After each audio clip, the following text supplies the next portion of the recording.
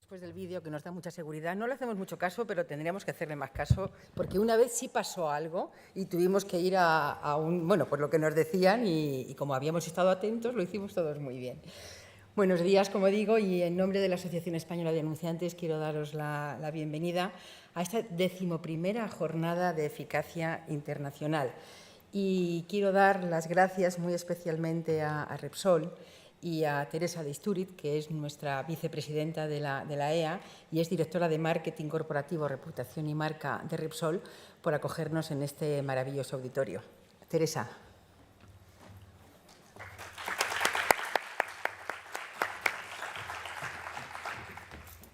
Muchas gracias, Lidia. Buenos días a todos y bienvenidos a la sede de Repsol, que, por cierto, podríamos decir, Lidia, que es la sede casi oficial de estas Jornadas Internacionales de Eficacia, porque de las 11 ediciones, contando esta, yo creo que prácticamente todas se han celebrado aquí, ¿no es así? Sí, es nuestra sede oficial y la tenemos como nuestra casa. Pues estamos muy agradecidos de que la EA nos permita ser anfitriones de estas jornadas tan importantes para el sector, donde vamos a compartir casos de éxito, nos vamos a inspirar en lo que hacen otros compañeros de otros mercados internacionales y seguro que nos va a permitir dar un empuje, ¿no?, a la eficacia en nuestra comunicación. A todos vosotros, bienvenidos. Veo caras conocidas, ¿no?, de anunciantes, de medios, agencias. Sé que también hay muchas personas conectadas a través del canal Eficacia en YouTube. A todos vosotros, de verdad, bienvenidos a Repsol, sentiros como en casa y estamos aquí para lo que necesitéis. Y bueno, Lidia, yo me voy corriendo, que estoy deseando que esto empiece, ¿vale? Muchas gracias, Teresa, y muchas gracias también al equipo, que nos lo hace súper sencillo. Muy bien, gracias a vosotros. Vamos a empezar ya con la jornada y lo primero de todo, en esta jornada también, después del agradecimiento a Repsol, es dar las gracias a nuestros patrocinadores. Son 5 grandes compañías y 5 grandes compañeros de viaje. Muchos de ellos llevan muchos años ya acompañándonos en este viaje de la eficacia y otros han entrado por primera vez, pero con las mismas ganas y la misma intensidad que el resto. Tenemos a CM Vocento, a JCDecaux, a Neukis Media, a OMG y a YouTube. De verdad, muchas gracias a todos, porque sin vuestro apoyo es muy difícil que podamos llevar a cabo tantas y tantas actividades y proyectos en torno a la eficacia. Quiero daros la bienvenida otra vez a todos los que estáis aquí presencialmente. Llevábamos ya mucho tiempo y con muchas ganas de vernos, de estar en vivo y en directo y compartir todas estas jornadas, pero también quiero dar las gracias a todos los que están acompañándonos a través del canal de Eficacia, a través de YouTube. Y bueno, pues daros el empezar la jornada, que es muy, muy interesante. Vamos a tener a cinco grandes ponentes que a lo largo de la mañana nos van a inspirar, como decía Teresa, y nos van a contar pues muchas cosas de otros mercados que al final somos muy globales y lo que pasa allí luego va a pasar aquí, lo que pasa aquí va a pasar allí. Vamos a empezar con Guy Marc, que compartirá con nosotros su visión acerca de cómo debe evolucionar y mejorar las relaciones entre las marcas y las agencias para aportar un valor real a los consumidores y a la sociedad. A continuación, Brian Williams, director creativo global de Creative World de Google, nos mostrará cómo ha cambiado nuestro mundo en estos 2 últimos años a través del prisma de YouTube.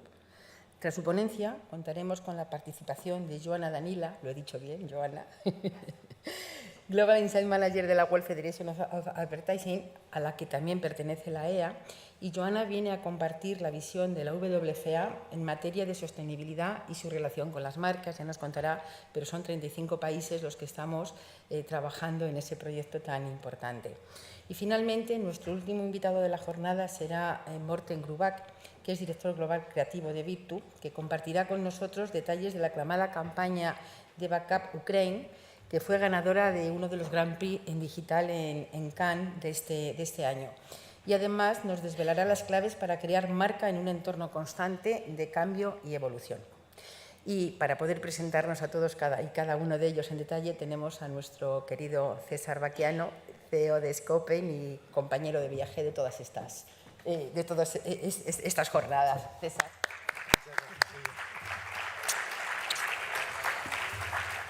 Buenos días a todos. Muchas gracias, Teresa, que es verdad que este se ha convertido en la sede oficial de las jornadas Eficacia tan inspiradoras, y bienvenidos a todos. Muchas gracias por venir, y también los que estáis conectados desde el canal Eficacia de YouTube. Como ha dicho Lidia, como hacemos siempre en las jornadas Eficacia internacionales, lo que intentamos es compartir con vosotros, identificar talento fuera de nuestras fronteras y que los contenidos que vienen a compartir con nosotros sean inspiradores. Y el primer invitado de hoy es Justin Gibbons, y permitirme que cambie al inglés para introducirle y que él entienda lo que estamos diciendo. Hi Justin, many thanks for coming to Madrid and for sharing your vision and your expertise with us today. Let me introduce you to the audience. Justin is a researcher and author whose latest book, P2 plus C equals 6, The New Different, is the much anticipated sequel to P2 plus C equals 5, Marketing and Planning Post-COVID. A little bit complicated. We will learn more about it hearing you. He started life as a researcher at Sinovate. He went to be a cool hunter, account planner, and media strategist, working for some of the most groundbreaking agencies in the UK, including PhD, Avas, and the creative boutique George and Dragon.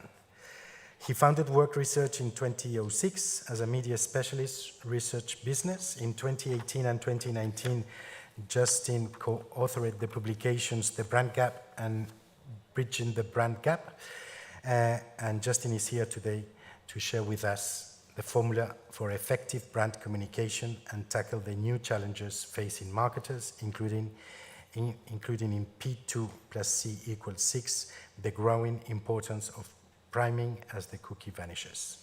Many thanks, Justin. The stage is yours, and looking forward to hearing from you.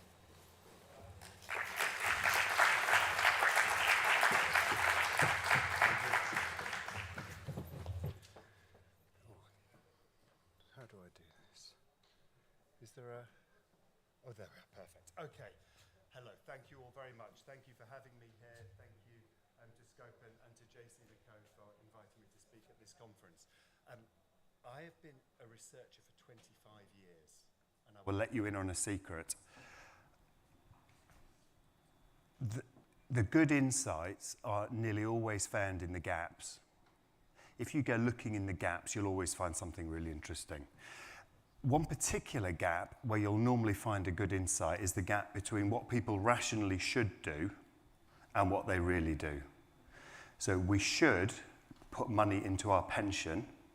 We drink beer instead. Explaining that gap is always a quick way to get to an insight. And in our industry, in media and advertising, we have a gap too.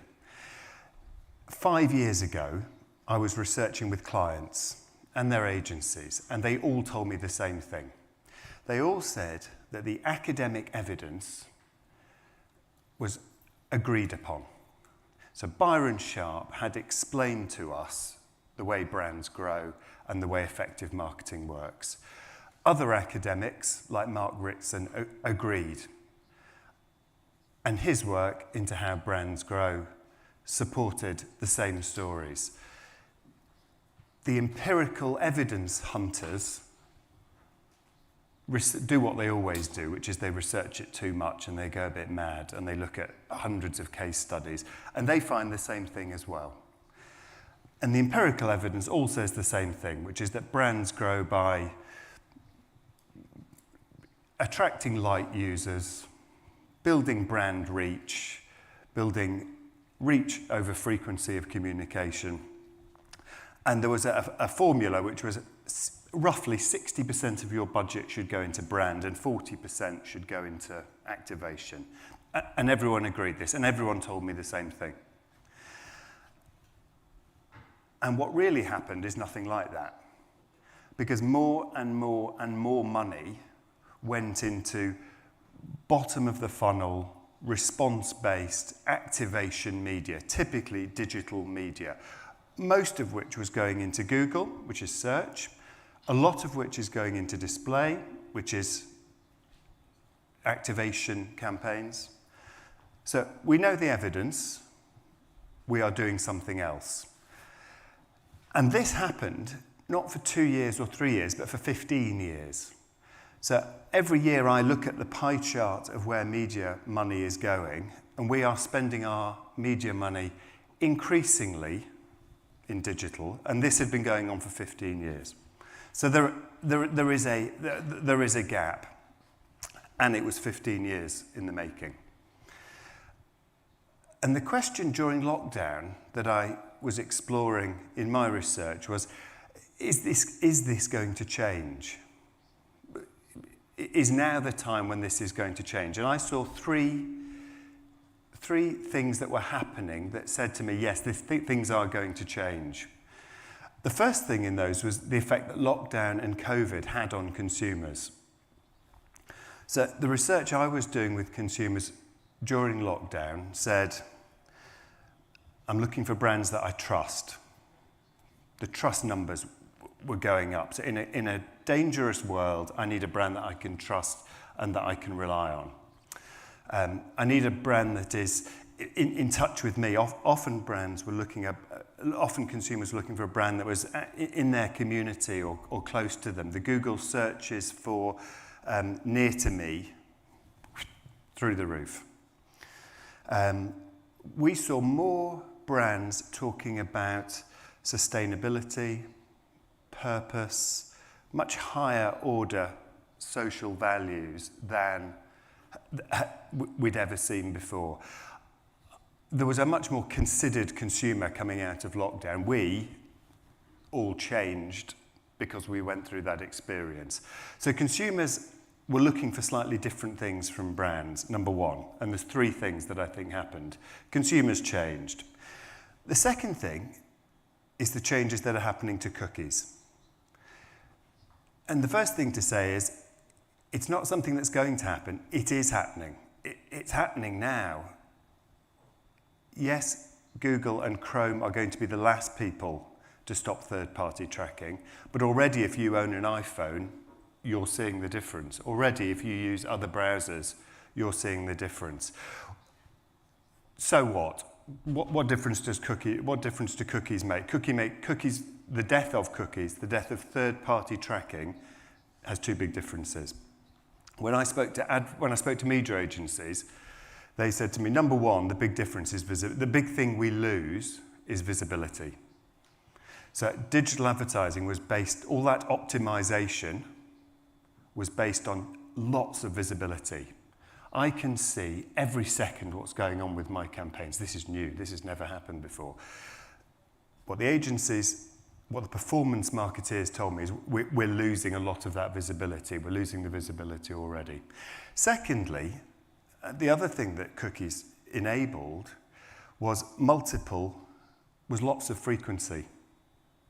A campaign could follow you around the internet.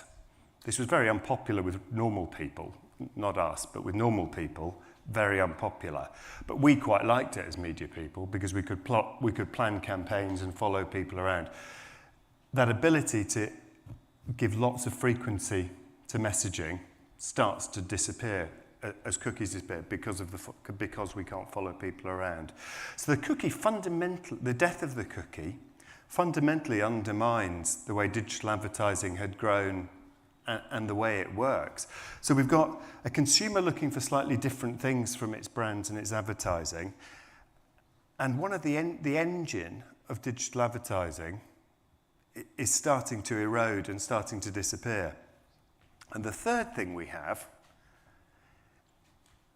is a cost of living crisis, which in our world, country by country, we are all seeing prices go up. When prices go up, consumers have got a choice. Consumers have to decide whether to pay the extra money or not, right? Really simple. It costs more. There is always going to be a cheaper alternative. Am I willing to pay 10% extra? And this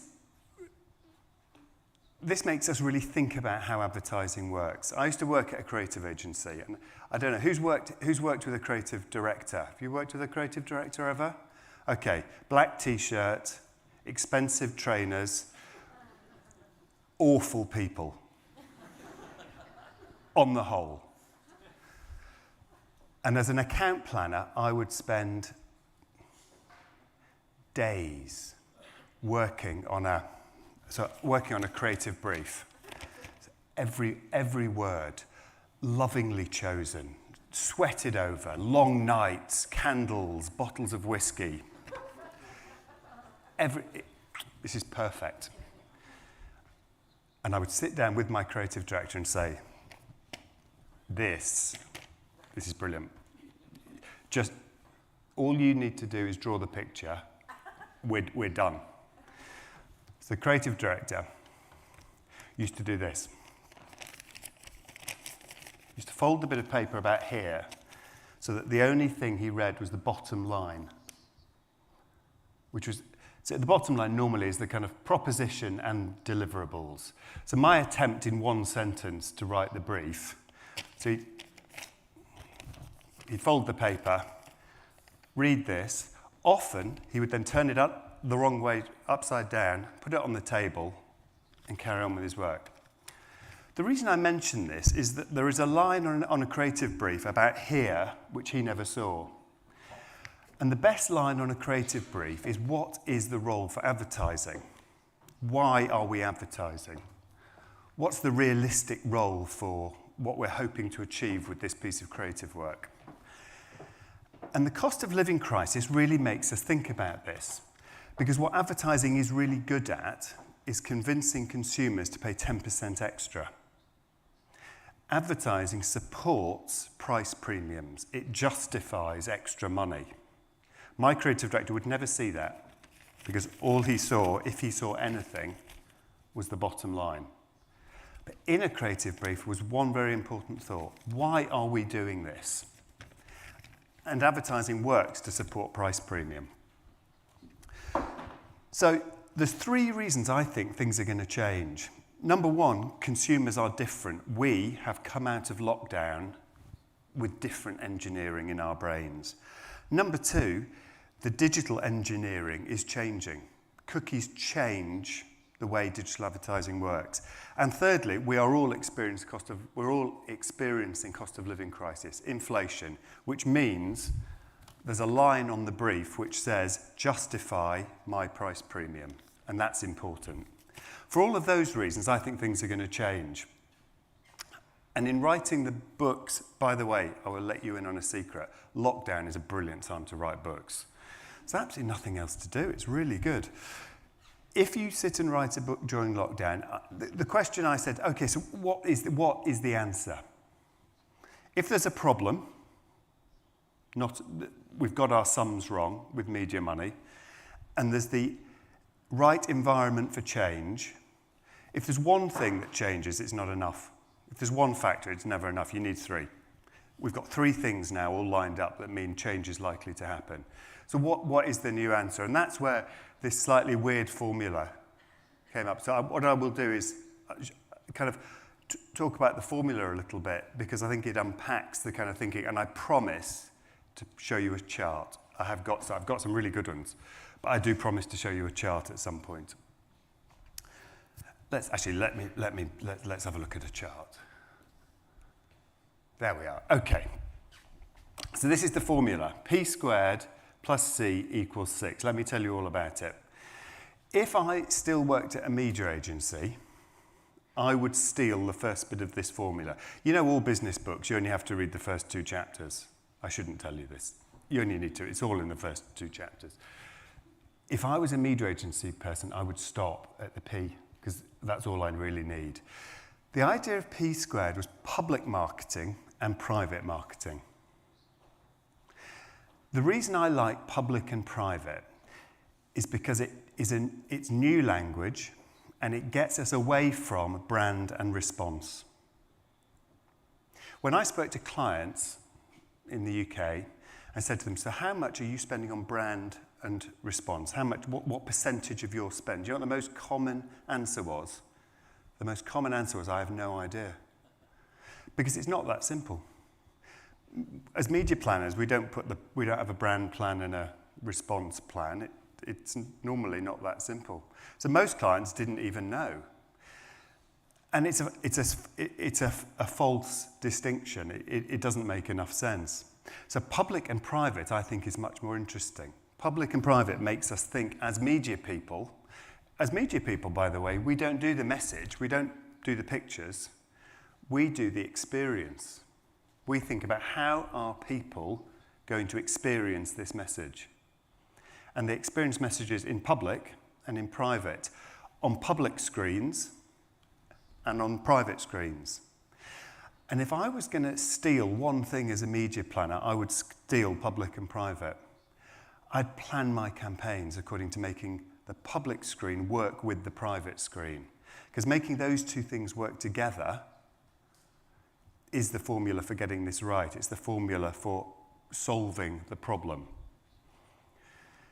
And it gives us a new type of language, and it really makes us think about how those 2 things work together. Let me show you a bit of evidence for this, so we've got something to look at.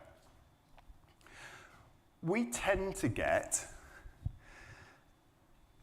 a multiplier effect when we look at the use of public and private together. This is an example from of Facebook's own advertising. So if I go back a chart, you'll see loads of this stuff, which is big digital companies using public screens. And what they tend to find is that you get a boost by using the 2 together. The 2 do work together. So you tend to get an effectiveness little bump in terms of traffic, in terms of sales, in terms of consideration. You tend to get a nice multiplier effect. So public and private works. So public and private is making those 2 types of experience work together. The C is the creative bridge.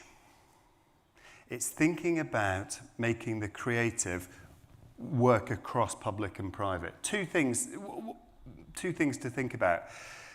When more and more money goes into digital, and particularly into search and into digital display, creative doesn't matter. Doesn't matter as much. Either it doesn't exist, or it's this big and doesn't matter as much. So there's much less thought gone into creative in the past 15 years anyway.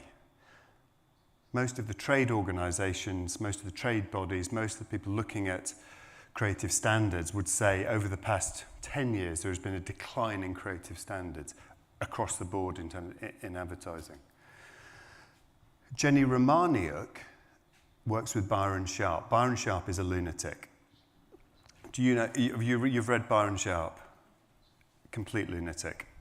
He does what all academics do, which is he researches things too much. So normal people, we might do 1 or 2 case study campaigns. Academics go completely mad and look at, I think he's done 1,000 brands, 60 countries, 50 years. Jenny works with Byron. She took one of his ideas and said, this is the interesting thing. And in his first book, he talks about the difference between differentiation and being distinctive. And he says, we should be always thinking about being distinctive. He says consumers don't care about differentiation. They're not sat looking at our brand pyramids or our brand diamonds or our brand onions. They're not onionistas. They don't care. What they care about is, do they recognise this? Is it distinctive? Do I recognise it? Jenny Romaniuk says that is the key. She does a whole book on distinctive assets. That's the creative bridge. So if you've got public marketing, we've got private marketing, and it's tied together with a distinctive asset. And it's never been easier for creative assets to move around between these screens. It used to be really difficult. When I worked at a creative agency, we made all our money on production because we had to produce it for press, produce it for out of home, if a cinema campaign came in, cha-ching, we'd be making for cinema. This was happy days. Nowadays, it's never been easier for creative assets, for distinctive assets to move around between channels. And the 6, and I promise to show you some good charts. I have got some good ones. I promise to show you. The 6 is thinking about 6 outcomes when we plan media campaigns. One of the problems, I think, when I worked in a media agency was the lack of outcome-based planning. Planning became a little bit divorced from or separate from what we were hoping to achieve. Planning became a kind of fun task about colouring in a big... Do you remember media plans used to be this big? Some lines. Now they're this big, and I think we got a bit addicted to the colouring in. Outcome-based planning says, am I planning with very clear objectives in mind? I have 6 outcomes that I think are important. The first outcome is attention, is planning. So the way I phrase it is planning for attention. Am I, on my campaign, planning for attention? Am I thinking really hard about attention? If you go around the agencies today, and others will talk about attention and have better charts than me, if you go around the agencies today, they are thinking about attention. The researchers that I'm talking to are developing new, easy, quick ways of measuring attention. There's in the UK something called the Attention Council. Leading clients have got together to say we need to look at attention. Just because people can see something does not mean they pay any attention to it. In fact, normal people, not us, normal people don't pay any attention. Planning for attention really makes us think about where we're getting that attention from, and I'll show you a chart in a second. Number 2 is planning for trust. Our consumers have changed in lockdown. They are looking for symbols of trust. How can we plan for trust so that our brands are trusted in their eyes? Planning for priming is the 3rd one. Priming, and I'll show you, is the idea that if you see something once, you'll be much more likely to see it again. So it gives you a heightened perception. In digital-only media, and in digital-only media without cookies, there is no priming. It's scattergun. Priming says, see it here, and you're more likely to see it here. So am I planning for priming? Because that's how advertising works. And 4, 5, and 6 are all together, which is about thinking about the funnel, not as 3 different bits of campaign, not as an awareness campaign, a consideration campaign, and an activation campaign, but thinking about campaigns as full funnel campaigns. And this is the idea that McKinsey have stopped talking about digital disruption, digital efficiency. They're now talking about full funnel marketing. That's the advice they're giving to clients. So they've performed a bit of a U-turn. Let's look at some charts and put some data behind this. We know firstly that with public and private, you get a bump. You get a bump because of priming. So let's have a look at this cookie thing. Here's the first experiment we did where we attempted to test what would happen if there were no cookies. In other words, if I see an ad on its own for the first time without any of that trail of digital breadcrumbs of other ads. And what you see, not surprisingly, is the numbers go down, both across consideration, both across click-through and awareness. In fact, across every measure, when you see those digital ads on their own without the having seen them before, without the cookie having tracked and got you there, you see a decline. Here's something interesting. We reran the experiment, but primed people. So they saw it in out-of-home advertising. So we primed them in a public screen, and then they were exposed in private screen. So that was priming in action. What priming does is get some of those levels back up. So if cookies are going to see our ad effectiveness drop, the death of cookies will see ad effectiveness drop, priming wins it back. Priming gets you back up there, particularly if it's done by using the public and private formula. By priming in public media are high attention. They get spotted. People spend time with them. They're big. Priming does the job and gets the private stuff working again. When creative works, when the creative bridge works, when distinctive assets are linking up those screens, case study after case study, and there's more of these in the book actually, case studies show you're getting that multiplier effect. You get a positive effect. You get a positive bump on your results. And when we think about planning for trust, when we look at trusted channels as media people, we think not about the message, so we don't do this bit. We do the experience. How do people experience this stuff? And there is a difference in trust levels, especially amongst public broadcast media. They are considered more trustworthy. People tend to think it's expensive, must be a big brand, it's regulated. There's a phrase, you can't tell lies in public. There's a kind of assumption that there is trusted advertising to be seen there.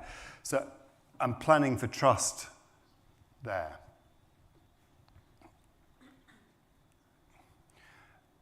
Attention also gives you a boost. So when we're planning for attention, we're not doing it because it is a buzzword or an interesting idea, but getting more attention also, I think it goes back to the priming idea. For 2 seconds add 2 seconds gives you 5 seconds of attention. So attention researchers measure everything in what they call attentive seconds. They're always measuring things in seconds. They want to know how many actual seconds of attention am I getting? And what they're seeing is that the priming effect, especially when it's a public screen and then a private screen, some public marketing that has primed it makes me much more likely not just to see it, awareness, but gives me another whole second of attention with it. Attention is being linked in every study with uplifts in awareness, in consideration, in activation, in net promoter, in reputation. Almost every measure is being boosted by getting attention right. And Mike Follett, who does tons of the research in this area, makes this point. Just because people can see something does not mean that they will see something. So build it and they will come doesn't always hold in the world of attention. Mike is showing again and again that actually it's quite small amounts of attention, but we can boost it. Attention is a really valuable resource. And we've seen priming. Am I planning for priming? Am I putting it somewhere that gives me a better chance of it being seen somewhere else? The idea of priming in public channels really works. And if McKinsey are saying it, then we kind of have to believe it, right? I say that with a slight smirk. We don't, because they go where the money is. But it's interesting that the media companies that I'm talking to, that the clients I'm talking to, are really thinking now much more about, is this a full funnel idea? Is it something that really drags people down through that funnel from awareness to consideration to activation? So my final point is this. I think now is a time when things will change. I think we've had 15 years of not much change, but because there's three big reasons for change, I think things will. So the question to go back to your desks with are these. Number one, is there a problem? Do you think you have a problem with this? And the second question is there a better way to do this? So is there a problem and can I do it better? Are the two questions I would come away with. And I think that the formula sets up a better way to do it. So thank you for your time.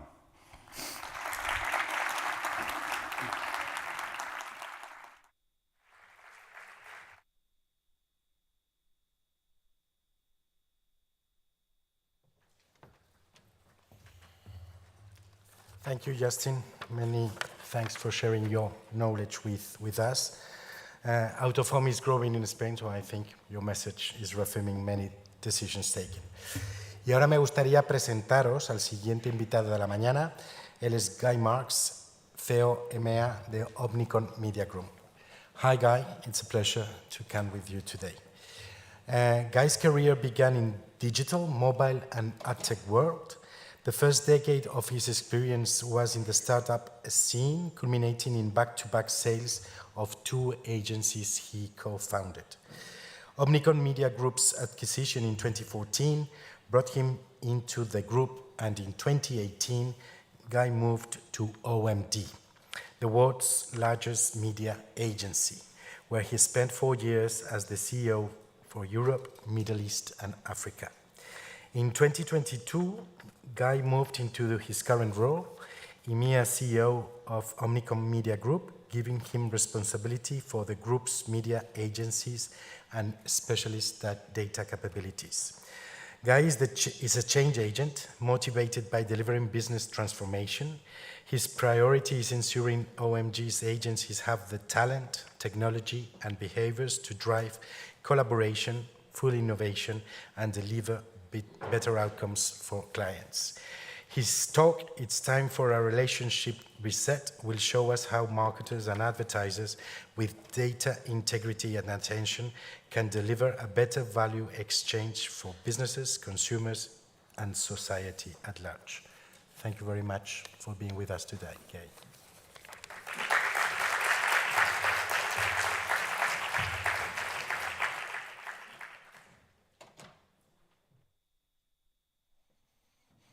Good morning, everyone. Lovely to be here. Thank you very much for having me. And thank you, Justin, for setting up the topics that I was coming to talk to everyone about today. Quite a lot of crossover between our two conversations. Rather more slides, I'm afraid, with mine. But some great similarities, and I think a great deal of complementary thinking as to how we forge a way ahead. And I'm going to be talking, as I was just mentioned, about working on a reset of the model for better value exchange. And we're going to talk about how attention is a way of elevating the thinking that we do in terms of how we connect with consumers. And we're going to talk about the use of empathy. And I'm going to give you, at least from where I sit, where I have a great privilege to work with a large number of international clients and also connect with an enormous breadth and depth of talent in our organizations and many of our partner organizations, give you some of the themes that I'm seeing and suggest how we might harness those to find a better way. Now, I'm incredibly proud to be stood here today, 1 week after the International's Effie's named Omnicom as the most effective holdco, which is a tremendous honor and one that we're enormously proud of. And in addition to that, to see OMD as the most effective media network. So we come off the back of some wonderful awards, some wonderful recognition that we're very, very proud of.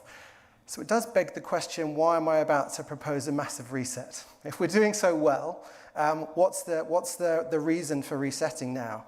And I think there's two answers to this question. The easy answer is, in the words of JFK, it's a good time to fix your roof when the sun is shining, right? If you're doing well, transformation feels easy. It feels like you can take the right decisions and take the time required to make those decisions.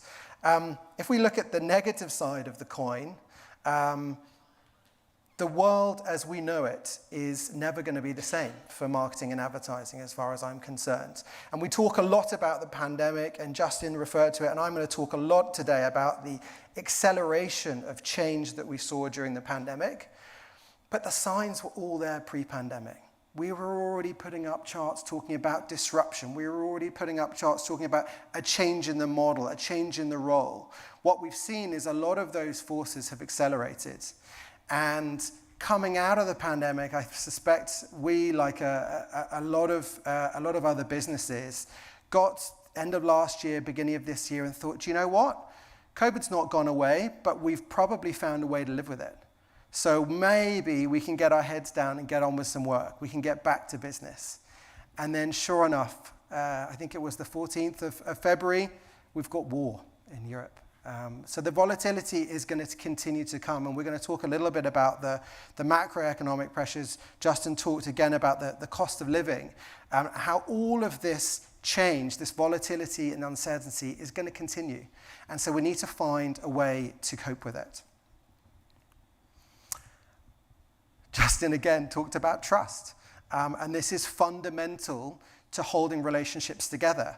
And I would like to suggest in recent years, we've seen an absolute unpicking piece by piece of trust. I don't want to blame it all on Mr. Trump, but I think, again, he was an accelerator of destroying trust between government and organizations. When an individual who is the leader of the largest free market economy can stand up and, let's say, misspoke, untruths, I think he referred to them, to the TV cameras on a daily basis, it changes the conversation. It makes it acceptable for other people to talk in that way, and it destroys the trust. We look at religion, we look at society, we look at employers, clients, agencies. Trust is fundamental to how we operate on a day-to-day, and I would suggest it is challenged, hugely challenged. So it's been attacked on four fronts. I've talked about institutions and governments, these statues, conventions that I think in our lifetimes we'd thought would never change, are starting to be ripped up. Talked about the political leaders. Look at Roe versus Wade in the US. Look at war in Europe, the racial unrest that we have. And it's not stopping there. Misinformation and disinformation is rife, and it's been established that it's become a norm. We're not even challenging it anymore because it's become so normal. We've got the politicization of vaccines. Who imagined a couple of years ago we would be trying to persuade people through social media that they should or shouldn't be taking a vaccine which might give them a better chance of life? It's extraordinary. Look at the anti-immigration sentiment. Look at what happened over Brexit, something I'm still enormously upset about. Look at the attacks on Capitol Hill. And then we come to tech and privacy, and we have to talk about the big platforms. We have to talk about the data breaches. We have to talk about the privacy invasion that has happened. We hope not deliberate, but it's happened time and time again, and this trust has been destroyed.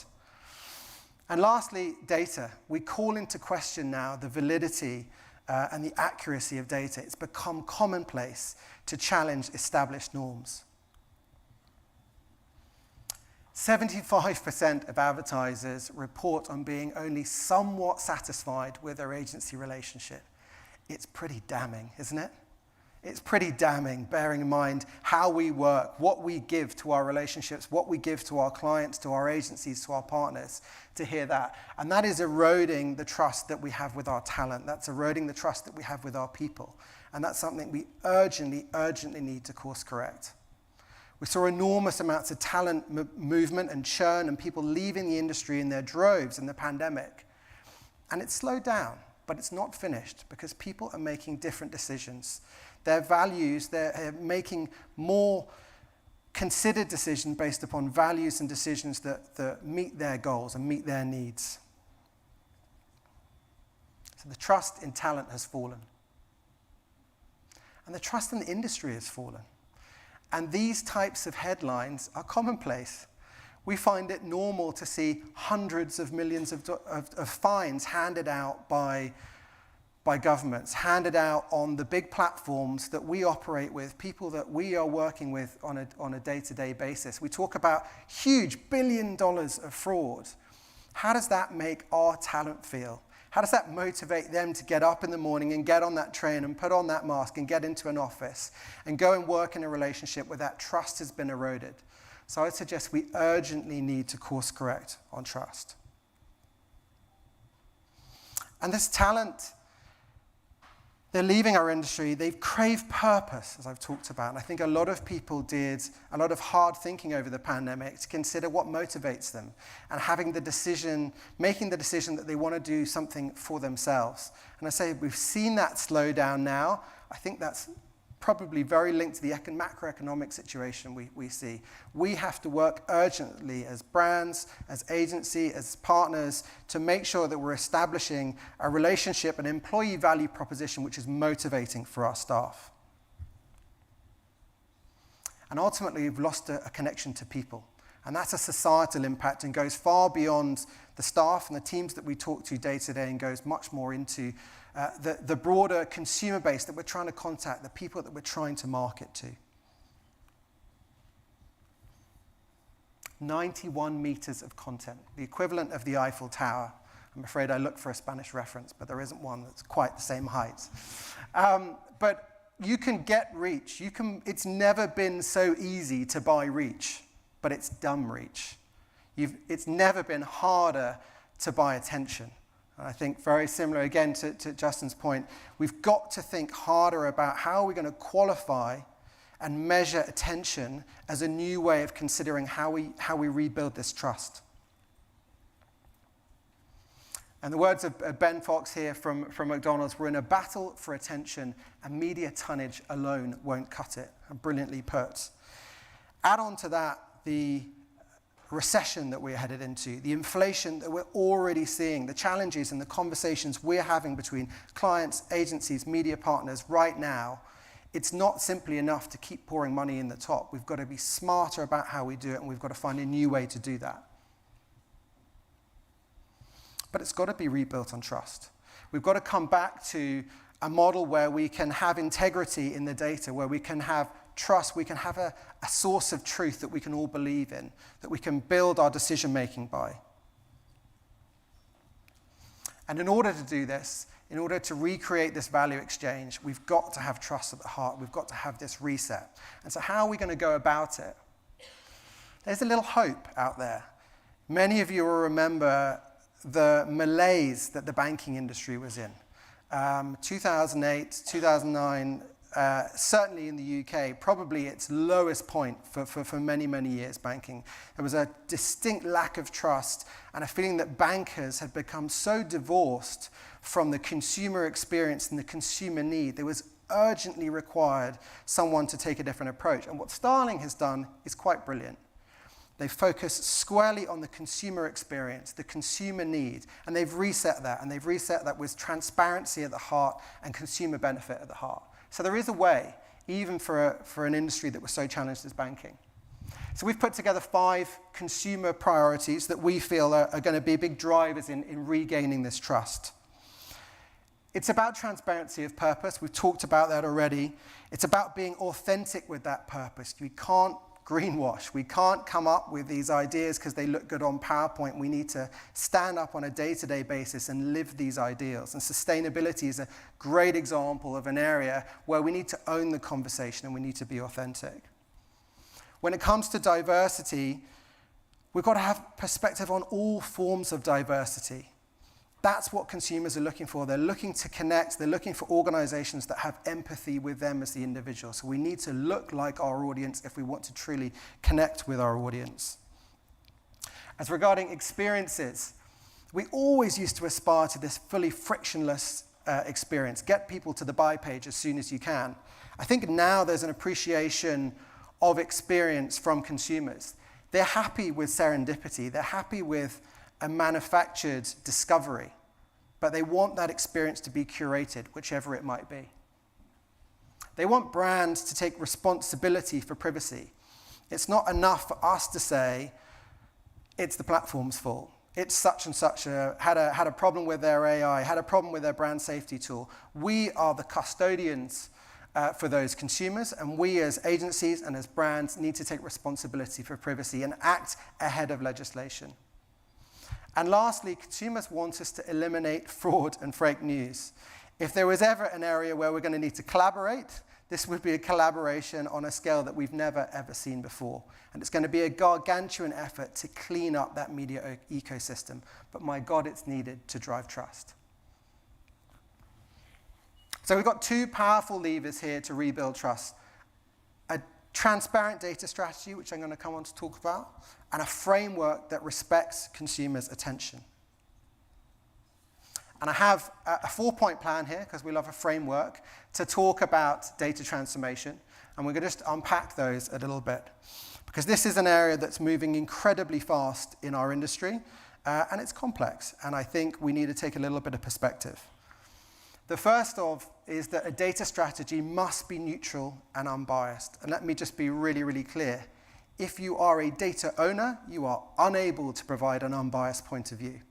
And we've got to get away from this situation where these media resellers are informing strategies because they cannot be unbiased and neutral in that approach. The second point is you need a transparent and open architecture. Clients are making their own decisions as regards their ad tech, martech stack, and quite right that they do that. And they make decisions for the future of their organization and how they will treat their consumer data. Our role as agencies and as partners is to support clients in a transparent way that helps integrate with the client's own technology. Gone are the days when it's acceptable to bring a black box technology and plug in the client data. The story about the clever AI that you were going to bring to help them elevate the profitability, the margin that they would extract from their consumer base is no longer acceptable. We want transparency on how that data is being used, and we want to make sure it integrates with client first-party data as well as second- and third-party sources. You need a wide range of robust data sets, and this is, I'm afraid, some of the scale of the challenge, which is for a global advertiser right now, we are likely recommending in excess of 50 different data points. So it's complex. And what's more complex is it's not standing still. As legislation moves forward, inevitably this has to change. And data providers are found to be more or less suitable. And that's why you need data privacy experts as our fourth point. Because you can't make this someone's part-time job.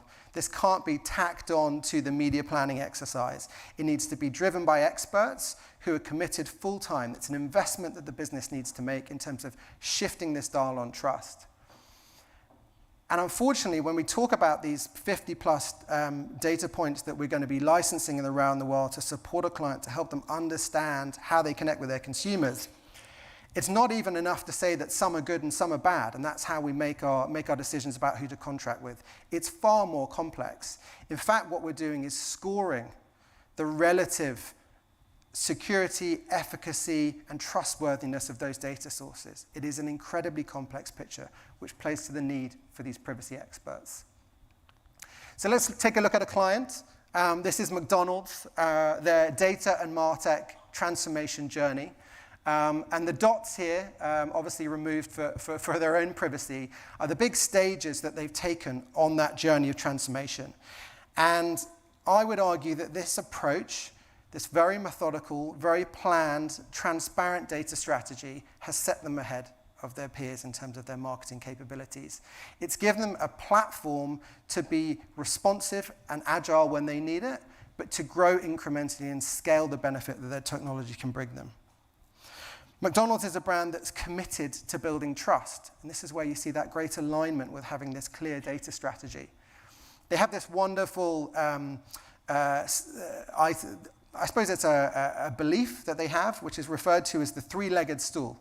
And the idea within the McDonald's organization is that if the organization is to succeed and go forward, all three legs of the stool need to win in any given scenario. And those three legs are the employees, the suppliers, and the franchisees. And if you optimize that all three legs win, that's how you drive success of the business. And I would argue that their clarity in terms of their approach to data and their data strategy is one of the things that's given them agility to respond. And if we look at the pandemic, we look at Spain, for example, one of the things McDonald's did so effectively was to pivot their supply chain, which was to make sure that they were sourcing ingredients for the McDonald's stores inside Spain from inside Spain.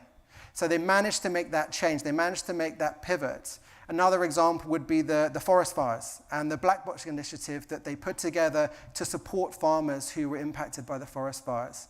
And it's that base of technology, that understanding of data that gives them this flexibility and agility to be creative, to come with solutions.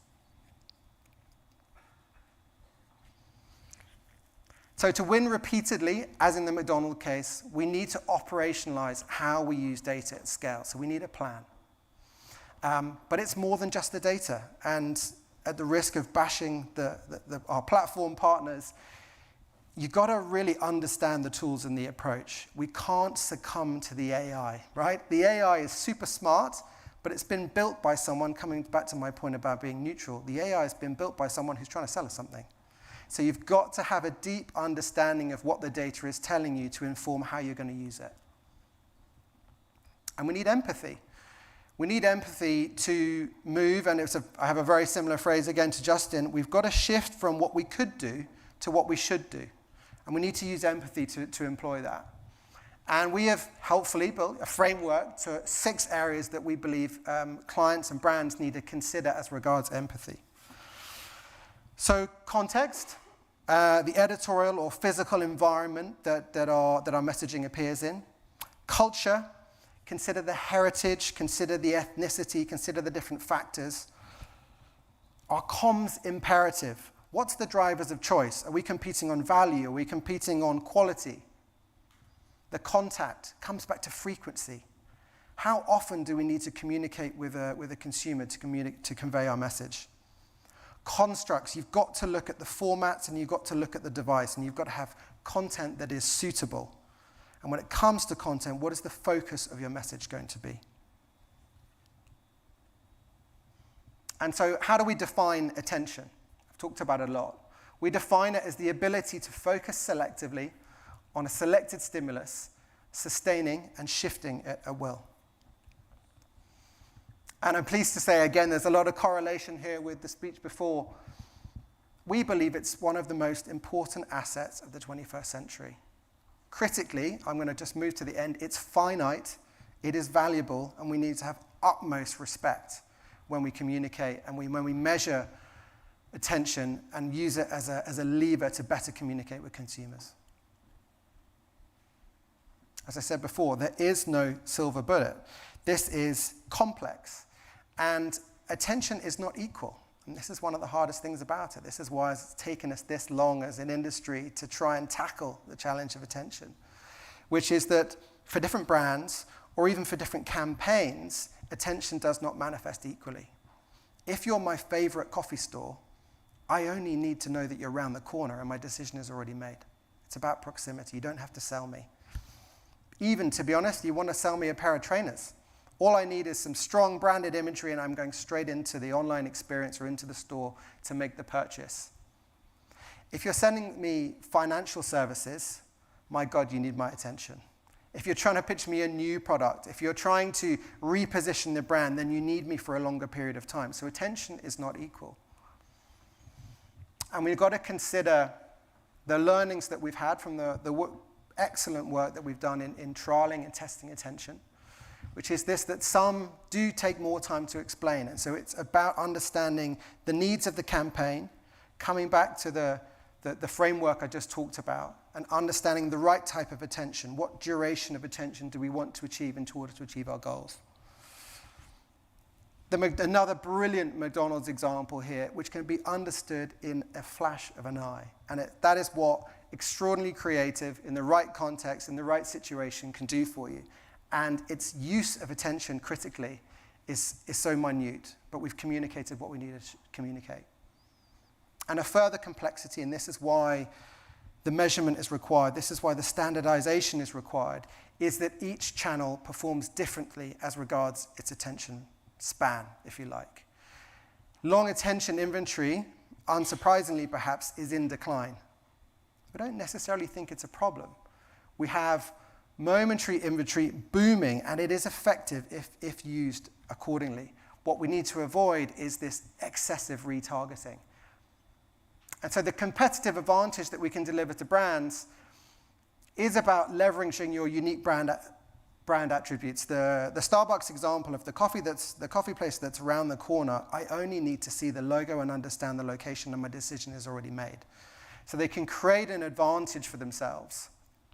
The other thing that's really interesting here is that's an incredibly low-cost engagement for them. The amount of my attention that they required was minute. We need to mitigate against the publishers gaming the system. And this is some of the concern about the valuable attentive seconds and the measurement and the productization of attention, is what we've got to be careful to avoid is what happened with viewability. Because straight away the platforms will move to change their ad formats to force more inventory in front of consumers, non-skippable advertising units that we can't avoid, which forces up their attentive index, but it does another thing, it destroys that trust. So it's got to be a holistic conversation. We've got to avoid this chase for attentive seconds. What it will help with is better monetization of content, because every type of content will have a business value, a business case around its attention value. So actually it will help us have better, more even distribution of investment and media money across different channels. And the most important of all, and why we get so motivated around attention, is actually this is about rebuilding that consumer trust. And it means that we only need the attention we require to communicate our message. This isn't about frequency. This is about picking the right moment with the right context and communicating that message just as much as you need. So we can be respectful of consumers' time and their attention and their space. They're scrolling through the Eiffel Tower. We don't need to hit them every 2 minutes. And that, I think, is a wonderful thing for the industry, both in terms of how we're going to respect consumers and their attention, but also how we're going to manage ourselves in terms of our investments. We can be much cuter and much more sophisticated around how we deploy our media investment. And we need to hold ourselves accountable to these different aspects and build and sustain this. And this is, as I say, going to be critical in that accountability and investment conversation that we have with our partners about their true understanding of attention, how we're going to harness that in a responsible way collectively. And I've talked about the 4 different areas, and this is proven out from the work that we've done with clients, that this neutral and unbiased approach, a transparent and open architecture, this robust set of multiple data points and access to privacy experts is what you need to elevate your thinking to get to that McDonald's-like roadmap, to truly set the business up for success. Because we've got several things which are charging at us like freight trains. The first thing is the rise of social commerce. You only have to look to China and how commerce has exploded through every device, through messaging, through every different touch point to know that that's coming our way. You can't look at WeChat and suggest that WhatsApp won't be in a very similar place at some point. So it's headed towards us. That's super interesting because what it means is suddenly brands are going to have multiple different touch points to contract with the consumer. That purchase can now happen on a myriad of different devices and a myriad of different channels. So what that means is brands are going to get to be more selective about the places that they choose to put their money.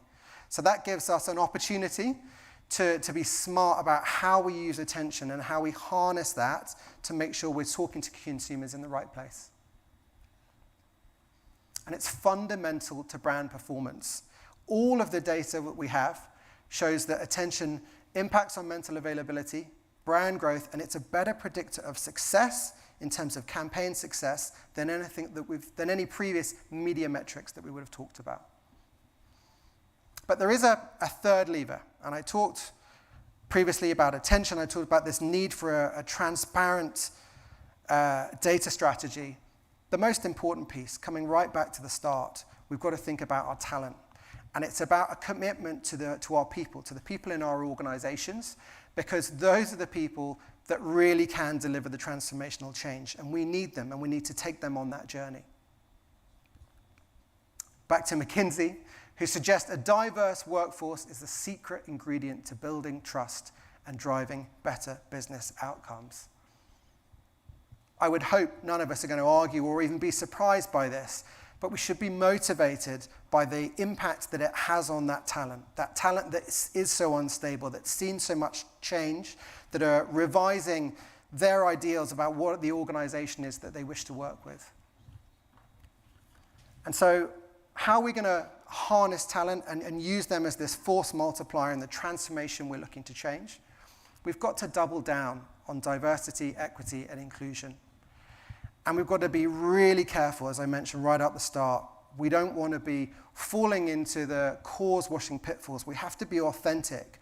Our organizations, whether a brand organization, an agency, we need to have ideals that we stand by. We need to be proud of our principles, and we need to communicate that to our talent, and we need to stand by it. And that's what's motivating for them. We know, just as with consumers, they want to see those principles come out in the way that we walk and we talk.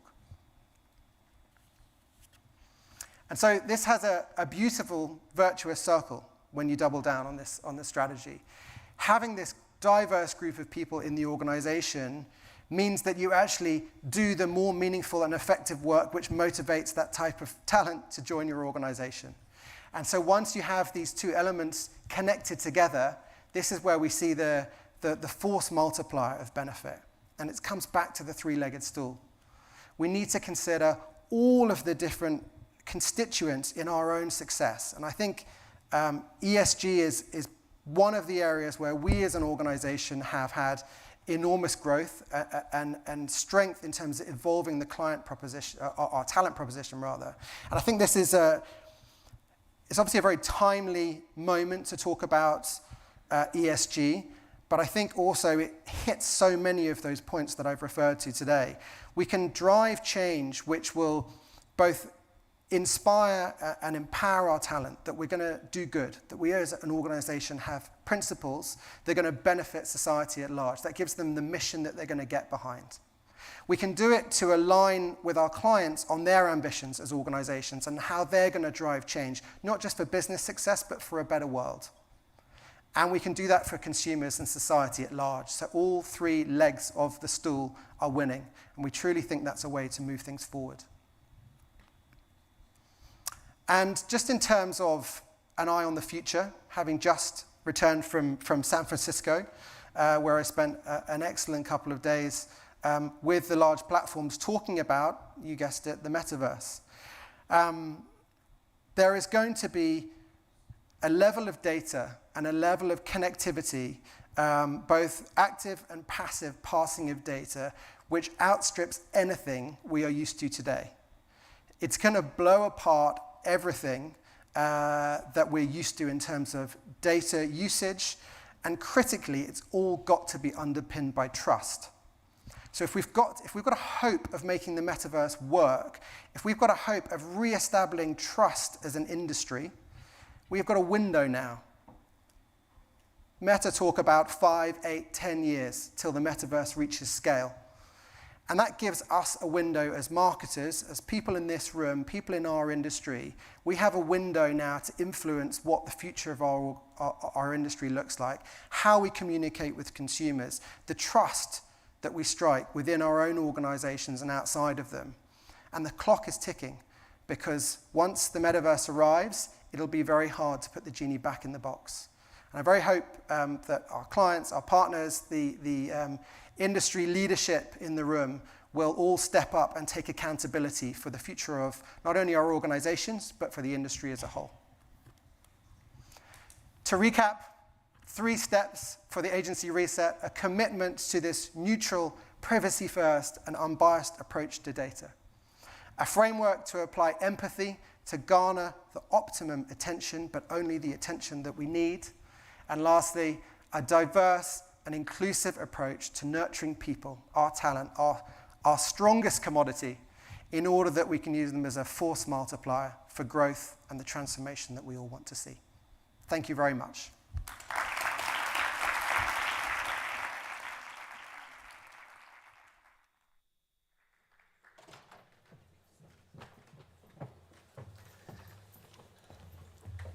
Thank you, Guy. Very, very interesting.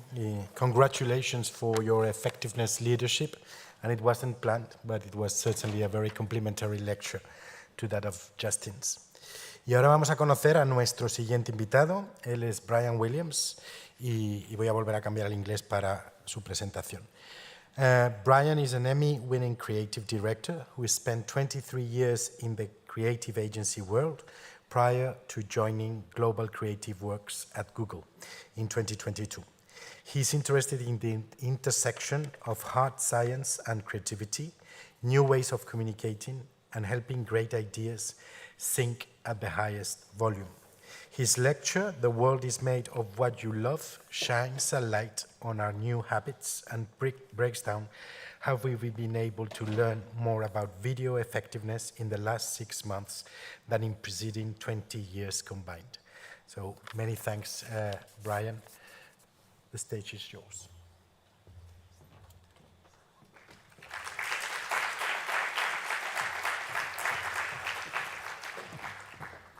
Hello, is this thing on? Thanks so much. It's great to be here. Thanks to Scopen for the invitation. Thank you, thank you. Are we on, let's see, go to slideshow. Is that better? Great. Great talks so far, thanks to the people who came before me. I have to say, Justin, your comments about creatives are hurtful, but I forgive you. I think the strategists are the smartest people at an ad agency, so you're probably right. The talk I'm going to give today is called The World is Made of What You Love. It was given at Cannes earlier this year. It's all about what we've learned coming out of COVID, the future of video, how it is that we know what we know about why video works, and where we think this is going in the future. So it is my deep pleasure to be the 1,000th person to tell you that COVID changed things. It reset all of our patterns. It changed the way we went to school. It changed the way we build community, go to church, make friends, seek intimacy, all of those things. It changed all of those things. As you think about your experience in lockdown, what's the sort of breakout app? Is there one thing that was sort of exploded where there wasn't before, or one thing that changed? To us, we see that it was video.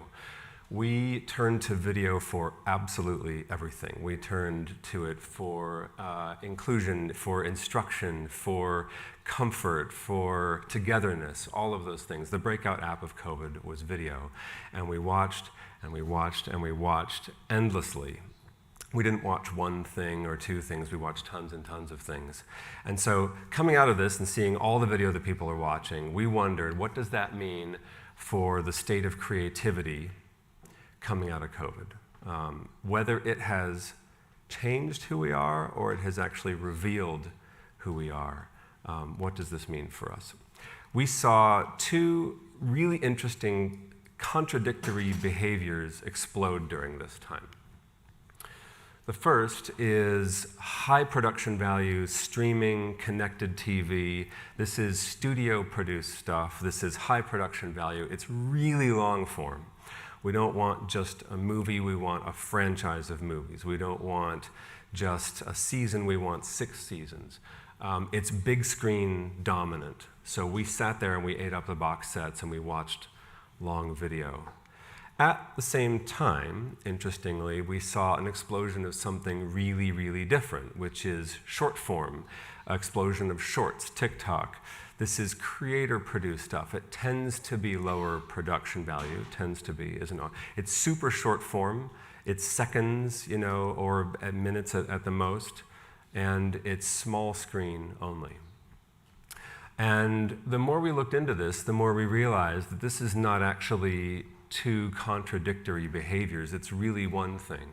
It's reflection of the explosion of choice in front of us. We want a huge content library of video. We want it algorithmically tuned around us so that I don't have to do anything. The things that are best for me just show up, and I pick them. I want total control over what I see. We've become super, super entitled as video consumers. What doesn't matter? The screen doesn't matter. Has there ever been a point in your life where you thought, gee, I've been watching too much in the living room, I need to switch to mobile?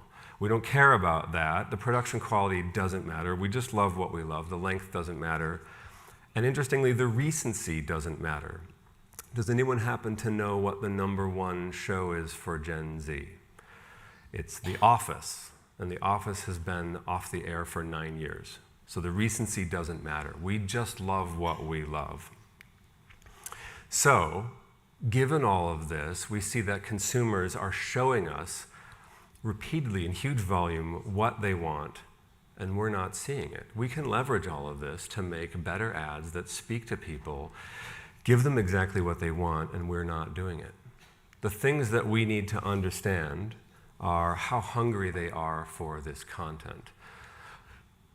Netflix spent $10 billion on new content last year. The streamers together spent $20 billion. If they could have purchased our attention, it would have happened. It would have happened, but it didn't. And when I go to Netflix, I'm confronted with a confusing wall of things that doesn't do the things I just mentioned. It doesn't hover around me and feed me what it should know I want. We need to see how varied that content is. We don't go to video for just beauty and cooking. We go for religion. We go for opening up mummies' tombs. We go for unclogging a toilet. I go for Tetris tournaments. I don't know how many hours I watched of kids playing competitive Tetris with each other, but there it is. I love it, and I want it. And then how much control that people want, and they want it to come to them naturally. They want to be able to decide exactly what they want, when they want it, and they're coming to expect that the data can feed it to them. It's not invasive, it's all part of the controls that they've said yes to, and they expect it to happen. When we say that the world is made of what we want, we're picturing a place in our heads that only has the things that we love in it.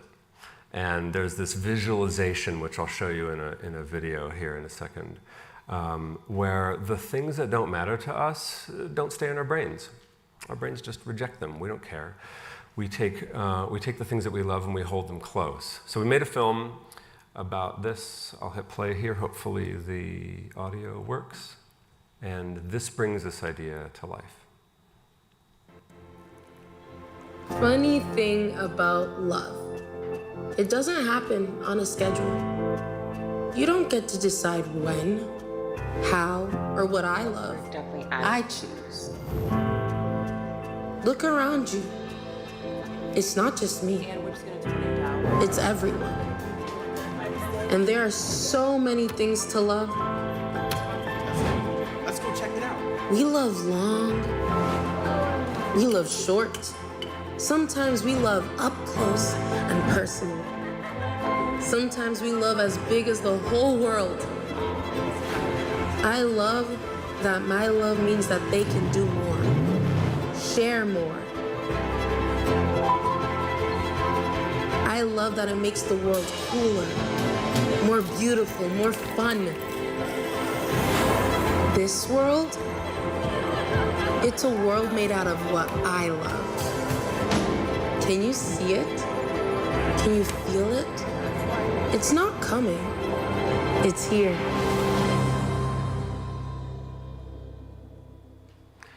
I had nothing to do with the making of this film, so I feel like I can praise it. I think it's a beautiful way to demonstrate the way that the things that we love are held so precious inside us. And these are the things that we want to see more of, and the signals are out there.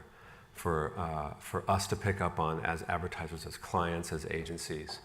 How do we know what it is about a video that's working and what's not working? Unpacking video creative. This is something relatively new for us at Google. It is by far the most disruptive technology that we have. It can be deployed today in the form of our ABCD guidance. This is our basic guidance for YouTube, how to get someone's attention, make sure that we're branding consistently, give them something to grab onto, touch their hearts, and give them a decision to make. Only 30% of ads follow these, and yet you can find a 30% uplift in your effectiveness just based on applying these today with the people that you have, with the creative that you have, even in post-production, as a tactical element. It's pretty amazing. And to explain how we've landed on this, it takes a tiny history lesson. So let's go back like 20 years. It used to be that an ad on television was sort of the smallest atomic unit of advertising. And you put it on TV, and after a while you sort of look at what your brand's doing and you make a guess as to whether or not it made any difference. And then eventually we moved into a place where when you're streaming, you can sort of see, are people finishing the ad, or are they dropping off, or how many views are there, that kind of thing. Which is great, and it felt great, but it's still really murky when it comes to like, what is actually making this video effective? What do people care about? It's really, really hard to tell, and we have made incredible strides on this. In fact, even in the last 6 months, we've learned more about what makes video effective than in the past 20 years combined. So we're not just looking at ads anymore. We're now looking at the elements of ads. We're looking at editing style, narrative structure, storytelling approach, messaging strategy, the presentation and use of brands and products. How are you branding? Where's the product? Is it visible? Is it in the background? Is it natural? Is it animated? It's the use of audio. Am I hearing the same thing that I'm reading? Am I seeing contradictory things? Could they be good things? Is that good or bad? Use of supers. Am I hearing something and seeing it on screen? All of these things we can now figure out. If you've ever I have allergies, and I've never bothered to get an allergy test. If you've ever had an allergy test, they'll poke you with 50 things, and they can figure out what is it that you're actually allergic to. So instead, I just take pills and hope for the best. But this is what this process does. We can look at the elements of these ads, all these things, editing style, how many shots are there, how much does the camera move, where's the logo, and we can match them against recall, against awareness, consideration, purchase intent. It may be that featuring your product one way drives recall, and featuring it differently drives purchase intent. This is all information that your local Google rep has at their fingertips that you can implement today. It's amazing. And we can also look at it in terms of outcomes, brand lift, conversions, store visits. Let's say you want to structure your media plan to maximize awareness. You can figure out exactly what type of ad to run, how it should be structured, how it should be phrased, and the tenor in which you close that ad to get the outcome that you want, downloads, usage. It's amazing. Doesn't stop there. We can also look at audiences. Are you a person who loves striped shirts and army jackets? Are you a person that lives in Copenhagen? Are you a person that lives in Bali?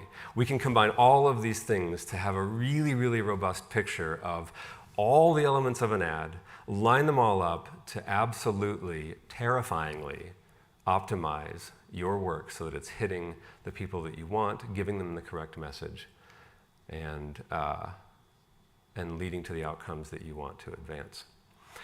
As a lifelong creative, I have nothing but love for the 30-second ad. However, our research shows that the news is not good for the 30, I must say. We're calling it the unsweet spot, and why this is super interesting to me. If you're forced to watch it, it's way too long. And initially we had unskippable 30s, and people hated them. Your phone goes back into your pocket. You probably resent the brand, as you mentioned a second ago. It's too long. It's way too long. So now we only have 6s and 15s. However, if it's a topic you're interested in, it's too short because I actually want more of what I'm interested in. And so 30 seconds is an irritating teaser. So it's not a 6, but it's also not the 3-4 minutes that I really want to immerse myself in a brand. It's too short. It's too complex to automate. We automate 6s, 6-second ads, some 15s. We're getting to the point where we're really good at that. 30-second ads are too complex to automate. That is a long time for machine learning to figure out what should be said, the rise and fall of story arc, all those things. It's not good and they shouldn't be automated. At the same time, it's also too simple to convince.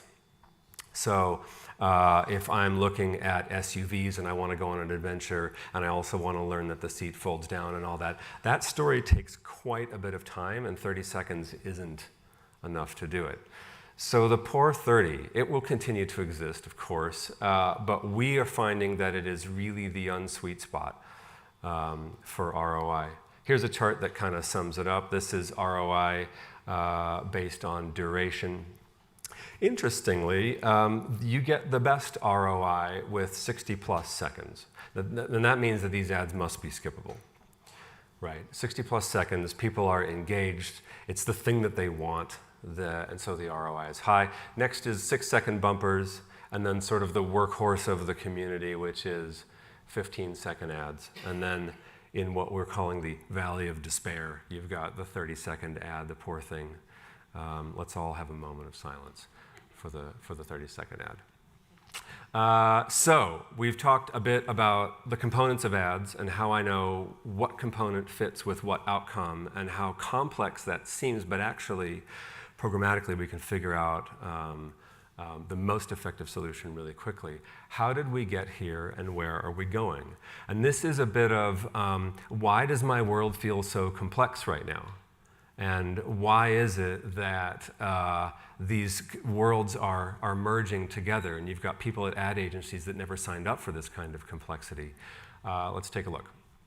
So we'll call this the first era. This is like 5 years ago and maybe more. At the top, you've got things that are TV derived. You go and you script a 30-second TV ad, or maybe it's a minute, and then you make a bunch of things that fall directly out of that. You grab a pair of scissors and you make these things. So you've got digital video and display, you've got expanded. They're all derived from television. And we felt pretty clever that we were able to spin all these things out of TV. But at the time, we had no conception of what it meant to build something native for digital. At the same time, at the bottom here, you've got performance. So search and search-related things, which became automated and started to learn about us really, really quickly. Within the last 5 years, things have gotten a lot more complicated, and certain of us have realized that digitally originated work makes a lot of sense. I shouldn't just take my 30 and stick it on television. We know this, and yet it is often seemingly the most convenient and easy thing to do. So there's a third stream that started. The top stream didn't stop. That's still going. And then we've got all kinds of digitally originated things. We've got videos that were made for certain audiences in certain unskippable, skippable moments, display ads, all of those things that are made digitally native. And this world is super, super complex. I felt this at an ad agency for sure. There is no one person that can wrap their head around all this. There just isn't. Even the unicorns don't really know how to sort all this out. And you'll often find on the client side that these things are managed by 2 or more people. And so getting them all to link together is super, super challenging. If this is a timeline moving left to right, perhaps we are here. And we would call this a moment of untenable complexity. I don't think any of us feel comfortable. Maybe we shouldn't feel totally comfortable, but we don't feel comfortable with where we're at. It's too much to keep in your head. And you feel, I feel anyway, like a football goalie that is only this wide, and I can't cover the whole goal. Where is this all leading? Is this only going to get worse, or is this going to get easier? We think that there is a new era coming which will greatly simplify how this feels. And it's integration of automation and handcrafted work. All of that noise, we believe, is going to separate like cream and milk. And here's how it divides up. Across the top layer, you've got TV and other things, long-form video, for example, driving big stories. These are too long to automate. They should not be automated. They need to be made by the entitled and fussy creative directors that were mentioned earlier. They need to be crafted by hand. You need to pick an amazing director. You need to typeset all of the copy.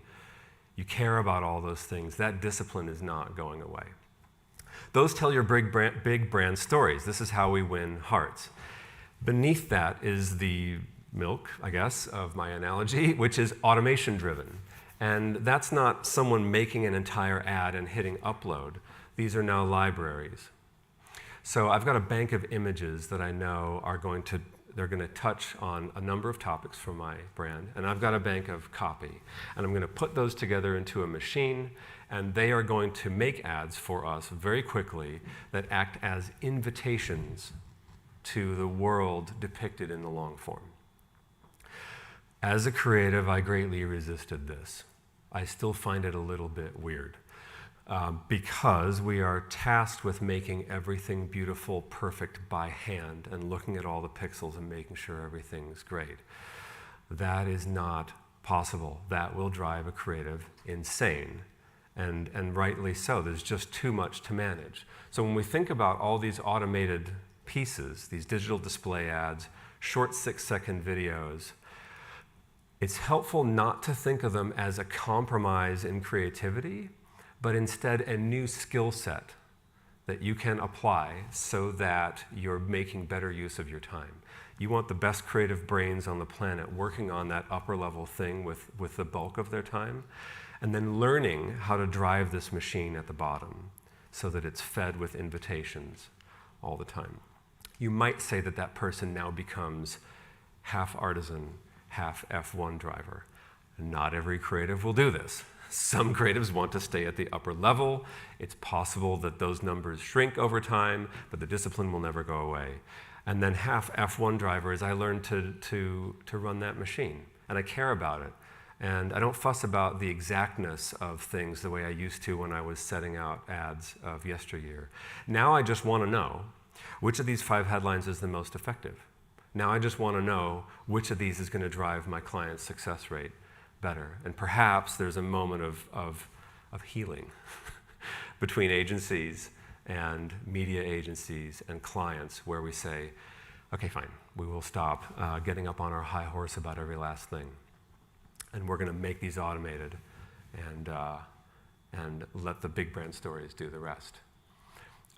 This is one of my favorite examples of why AI is not coming for our jobs. This is a Harley-Davidson ad. It's quite famous. The copy below says, somewhere on an airplane, a man is trying to rip open a small bag of peanuts. We all get this instantly, but if you sit for a second and unpack it, it is enormously complicated in terms of the path to arrive here. I have to understand where Harley-Davidson sits in our minds. It's an icon of freedom. It's an icon of getting away from the sanitized world. It's rebellion, in a bike. And then I have to know what's the opposite of that, and what is the sharpest dagger I can stick into someone considering a Harley-Davidson to push them over the line and say, okay, fine, I'm going to get it. I'm going to talk about what it's like to be on an airplane. So we all understand this, but we are, predicting the future is a thing of the past, but we are a long way from a machine coming up with a headline like this. What we can do right now is take this and 5 other headlines and discover kind of instantly whether it's as good as we think it is in driving the results that our clients want. So, building for a creatively driven future. And this gets into the meat of what we do. At Global Creative Works, we are all about effectiveness.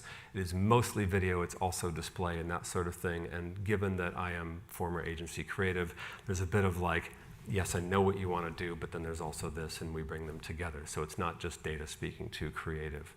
We look at things like the cosmetics of an ad. We look at the structure of the ad. We look at the substance of an ad, and we try and figure out what's the best way to tell your story. So we'll start with surface. This is really, really easy. This is the easiest thing you can do right now to make your ad more effective. You might see a 10 or 20% lift, even in post-production. Your ad's already done, maybe it's even already running. And these are things like making sure the contrast is up, the supers are big enough, the logo is there, placement, audio use, this kind of thing. Here's an example. So these are storyboards or frames from a Sour Patch Kids ad. It's a good ad, it's a funny ad. And we worked with them to adjust this surface level, and now it looks like this. There are supers in the middle of the screen. It helps to tell the story and bring it to life. The screen is much brighter, and everything is just cut in much sharper relief. And we saw a huge uptick in ad recall. Comparing the two, it's really easy to see why, right? Next, we've got structure. This is building for attention. What's the narrative structure? What am I leading with? How does that story flow? The pieces and parts as they go together, video sequencing. This is best when you brief it in advance. This is harder to do after the fact, although I have an example in a second. And you're going to see big gains. You're going to see big gains when this is optimized properly. Here's our example. This is a Samsung ad in the upper right, the control ad. Great ad, visually inventive, highly entertaining. It wasn't in the right spot, and it wasn't being seen by the right people. So we broke it out into a sequence of bumpers. And the bumper sequence is a super interesting concept because you can structure it a bit like a season of television. So am I going to show you different aspects of the same car, or am I going to take you on a journey where I introduce you to something and then the story gets more and more complex? Am I going to take you on a little story arc? It all depends. But we put that together, we cut it into a bumper sequence, and we saw a double awareness lift because we hit you with a message repeatedly. And then finally, oh man, who made these slides? The substance. Are we telling the right kind of story at the right time for the right audience? Are we talking about features? Are we talking about product presentation? The vertical elements, what's best for cars, what's best for beauty, that kind of thing. This needs to be briefed in advance, but it's really interesting, the difference. So this is an ad from BMW. The original is story-driven, but the recall wasn't there. So we helped them to rethink what they were running in the first place. So this is not going into post-production and saying, let's make it brighter, let's add some subtitles, that kind of thing. This is changing the creative entirely. And so we swapped it for a feature-driven ad. We're talking specifically about what's happening in the car, its horsepower, its features, and that kind of thing. And we saw a 200% lift in ad recall, which is pretty amazing. Why is this a problem? You might be wondering. And it's because when creative people, and I would know, sit down and write a script, this is the viewing scenario they're imagining. Or if you've ever seen a film set in an insane asylum and everyone's like bound up and they're watching television and all they can do is watch television, this is what creatives are imagining. Everyone's paying attention. Go ahead, start your ad, I'm ready. I'm hanging with you the whole way. And then they're imagining some applause and so forth. And I get it, they want everything to be perfectly told, and they come from a history of storytelling which kind of pretends a cinema-like experience. Here's what they're not thinking about is a realistic viewing situation. So imagine you are on a crowded subway and your Wi-Fi is going in and out, and there's people bumping you, and the lights are going off and on, and there's an announcer saying the next stop, and by the way, your phone's on low battery, and so the screen is dim. This is why these things are important. If you're making a cinema ad or you're making a long-form ad and you know that person cares, do it as you like, and the best creatives on the planet are the best. They can do that. When that's not the case and you don't know, this is why we suggest the changes we make. So with that in mind, which of these do you think even has a hope of being comprehended in a situation like that? Or I'm at the beach and my Wi-Fi is terrible, whatever it is. So that's at least part of why these recommendations are a thing right now, and we don't all naturally just dive into what's perfect for YouTube. Okay, finally, we have a maturity model. How do we get to, we collectively, ad agencies, clients, and media agencies, all get to the point where this advice is being implemented not just regularly, but almost in an automated way. So if you think about what search is now, it just learns and learns and learns and adapts instantly. Wouldn't it be great if all of this guidance adapted instantly too? But there are stages. And so in the first stage, we're calling it nascent, shoot the fish in the barrel. Your ad is too dim, we're gonna turn the brightness up. The second is structural. I'm gonna make sure I have a checklist next time I brief something. And I'm going to work with the creators of these ads to make sure that they're following the rules. And then in an idealized future state, we're just playing the machine. And this goes back to the F1 driver analogy, where I know that my ads are coming out as effective as they could possibly be, and that allergy test is happening constantly. And here's some specifics. So in the nascent stage, use the ABCDs. They're readily available. Again, only 30% of ads use them, and you can see a 30% lift in awareness recall just by implementing them today with the creative that you have. Begin regular experimentation. We do this a lot with clients. We take an ad, and then we resequence it, and we add some subtitles, and we add some supers, and we change it around. And then we run an experiment, and we have a hypothesis, and we see what happens next. And it's a great way to discover what's the best for yourself. And then create mechanisms to scale learning so that everyone knows what they're doing and we're all on the same page. In this emerging stage, after you get past that, now we're going to be structurally employing ABCDs so that we're all as a group in agreement. We're going to make sure our ads look their best and are going to be as effective as possible. We're going to measure by objective, going back to the four-way slide. We're going to say, is it recall? Is it awareness? Is it in-store visits? And then finally, in a future state, everything's connected. Planning for components, not assets. That goes back to the libraries I mentioned a second ago. We're evolving creative for always on and ad campaign. This is not something you even have to think about. It's a machine running in the background. And then finally, leveraging creators for scale, speed, and impact. This is a bit of a future state, and we can't wait to see where this is going. That's it. That's it. Thanks so much.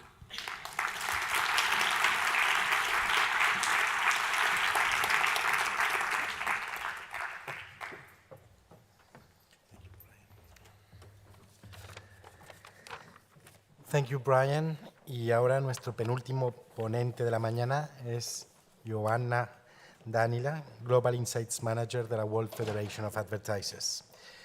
Joanna leads the Insights Practice and Insight Forum at WFA since 2019, supporting WFA members by coordinating key global research projects such as WFA's Marketing and Sustainability, a project which rolled out in 34 countries. A Romanian national, she has 15 years of experience working with leading global research companies, including Ipsos, JFK, and Kantar. Joanna is based in Valencia, working on her Spanish and happily riding her bicycles in the Valencian sun. Bienvenida, Joanna. Es un verdadero placer tenerte con nosotros. Muchas gracias. ¿Está funcionando? Está funcionando. Hola, voy a intentar un poquito de español. Hola, muchas gracias. Gracias. There was a pointer. Gracias. All right, thank you so much. I'm really, really excited to be here and take the presentation in a slightly different sense. But I want to thank Guy for setting a great context for my presentation today. So thank you, and for all the presentations before me. It's not an easy to be the fourth one, so I'll do my best. So we're going to talk about sustainability from the client's perspective. Thank you already for the introduction, so I'm going to skip this through. A mini training on how to pronounce my name, because after 15 years of international work, I always struggle. It rhymes with iguana, and I think this way everyone will remember me. And as as has been mentioned, I am really happily living in Valencia. This picture has been in my first day in Spain, and you can see the smile is still here after 5 months. Solo quería decir muchas gracias por tenerme aquí. Soy muy feliz vivir en España, practicando mi español. Muchas gracias. I hope I did well. And very quickly, so I know Guy mentioned WFA. I just wanted to ask you quickly, raise your hand, and I'm not going to even be upset. Be honest. Have you heard about WFA before today? Ooh. That is brutal, but that's why we are here. So I'm going to quickly introduce ourselves. So we're a global non-for-profit marketing organization. We are client-only. We have 140 global or strongly multinational brand-owning companies, as you can see on the slide. And some of you might even be here, so hello. And we are around since 1953, so apparently we're doing terrible at our brand awareness. On top of that, we proudly represent, sorry for that, 60 national associations around the world. Asociación Española de Anunciantes is proudly one of our members, so thank you for the collaboration. We do have ISBA in the UK or ANA in the US, but from Guatemala to Brazil to Japan, we cover quite a global footprint. So now coming back to the story, to the point of today's presentation. So we saw in 2019 that the activists from Extinction Rebellion made it to Cannes Festival to protest, and that felt like a tipping point for the industry. And we've seen Greenpeace this year as well. So it seems like it's a time to discuss this with the brand-owning companies. But when we did that with our members, when we did a global survey in 34 countries, they didn't have much to say on the topic. Things are changing now, and more CMOs and the rest of the marketing industry are realizing that we have to talk about sustainability issues in marketing. And jump forward to today, we've seen with our members that sustainability and marketing is in top 3 priorities of a global marketer agenda. So this is promising, but that is the first step. Because what business owners are understanding is we cannot operate in a bubble, we cannot do business without addressing the main issues of the world. And we are all consumers and users of services. So there was a lot of mentioning about trust before me. So I'm really happy. I'm going to just quote 2 numbers from Edelman Trust Barometer. So 59% of consumers claim that they will stop using a brand if it's not trustworthy. And in the same time, 57% claim that they will start using a brand that inspires trust. So this is something to reflect on.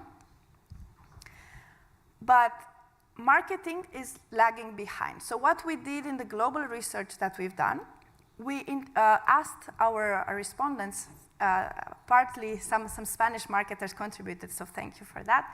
We asked, how are you on the sustainability journey today? How are you at organization level? And as you can see here, roughly 2 out of 3, they reported a healthy progress, which is quite promising. But when we ask the same question, how about your marketing organization? What are you doing in sustainability through that perspective? Well, things are lagging. And I'm not going to insist on the numbers, it's just the idea that there is a gap. And now, coming back to the network I presented before, when we prompt our members with facts, majority of our members agree that marketing practice today is incompatible with a sustainable future. And I want to share with you some highlights from our annual conference earlier this year, when we hosted a panel discussion, a very heated panel discussion on that. A lot of people feel that consumption driven by marketing and sustainability don't sit particularly well together. What I'm going to tell my daughters is that this is the world we're going to leave behind for you today. We're telling the world that to be happy, you must consume. We are dealing in growth and profit at the cost of people and planet. Marketing as it stands today is incompatible with a sustainable world. Let's get fucking real. Because the world out there is quite fucked. 1 in 5 young people now think it's too late to do anything about climate change. The role of marketing is to imagine and activate new realities. Far from putting aside the sorts of issues that the guys have highlighted, the marketing profession has the singular power and skills to be able to address the future that we all want to see. It's not true. Marketing today is already compatible with a sustainable future. We can definitely do more, but it's already making its impact. To make a solution, you first got to admit that maybe you're part of the problem. We still have a lot of work to do, but it is compatible already today. The potential is there. It is huge. You are going to save the world, but you're not doing so today. Marketing today is incompatible with a sustainable future. Ooh. Whoa! So my colleagues were actually happy that we managed to change the poll before, so we did this poll before and after the debate, and the numbers shifted greatly. So now we had roughly majority of the marketers in the room agreeing that we have to change things. Now, I'm not very optimistic in my presentation, apparently. I want to talk about challenges and gaps and why this is so important for us. So one of the challenges in addressing sustainability is that it means different things for people around the world. And I'm going to quote here Latana, who has done a global research among consumers to understand what sustainability means for them. And for example, in Brazil, people really tie it up to deforestation. In Europe, it's about reducing your own carbon footprint. Or in APAC, consumers understand different things. And in India, for example, it's about reducing water usage. In Indonesia, it's about plastic waste. And in China, it's obviously pollution, I say obviously, but pollution of air and water. And I say obviously because we all have made in China products, so that's why I don't think it's a surprise. And to add to the complexity, it means different things, and marketers also have different priorities around the world. And think about the global companies we represent. So what we did, we plotted the United Nations sustainable goals, and we asked marketers, where is this on your priority? How are you looking to tackle these goals? For example, in North America, Middle East, and Africa, gender equality is top of the list for the marketers there. It makes sense. In South America, similarly to what we've seen with the consumers, it's more about climate change, and that also is reflected by what we've seen with European marketers. And APAC-based marketers focus more on SDG 3, good health and well-being. So the United Nations Sustainable Development Goals, the SDGs, is a great unifying platform for the industry. But today, I wanted to focus on one of them. Because we don't want to say that the others are not important. They do impact each other a lot, and there is evidence that when you work, for example, on gender equality, that reflects positively in your work on climate action. Or obviously, if you work on goal 13 on climate action, that will reflect on life below water or life on land goals. So they are all interlocked and important. But as someone said, goal 13 is the mother of all battles. It's about our planet. And I wanted to add a personal anecdote. I do hope in this case 13 is a lucky number. I do have a black cat named 13, and for me this is a very lucky number, so I hope we are on the right path. Again, adding more challenges to the conversation. We asked marketers around the world in our research more in depth about the gaps that they are facing and perceiving on this journey. And what we simplified for today is 3 types of gaps: organizational and structural challenges. Market sustainability today doesn't sit very well in global complex business structures. Sometimes there are not dedicated resources, or if there are resources, they they work in parallel with the marketer. So a chief sustainable officer will have different priorities than a chief marketing officer, and that is conflicting. A second layer would be on the capabilities.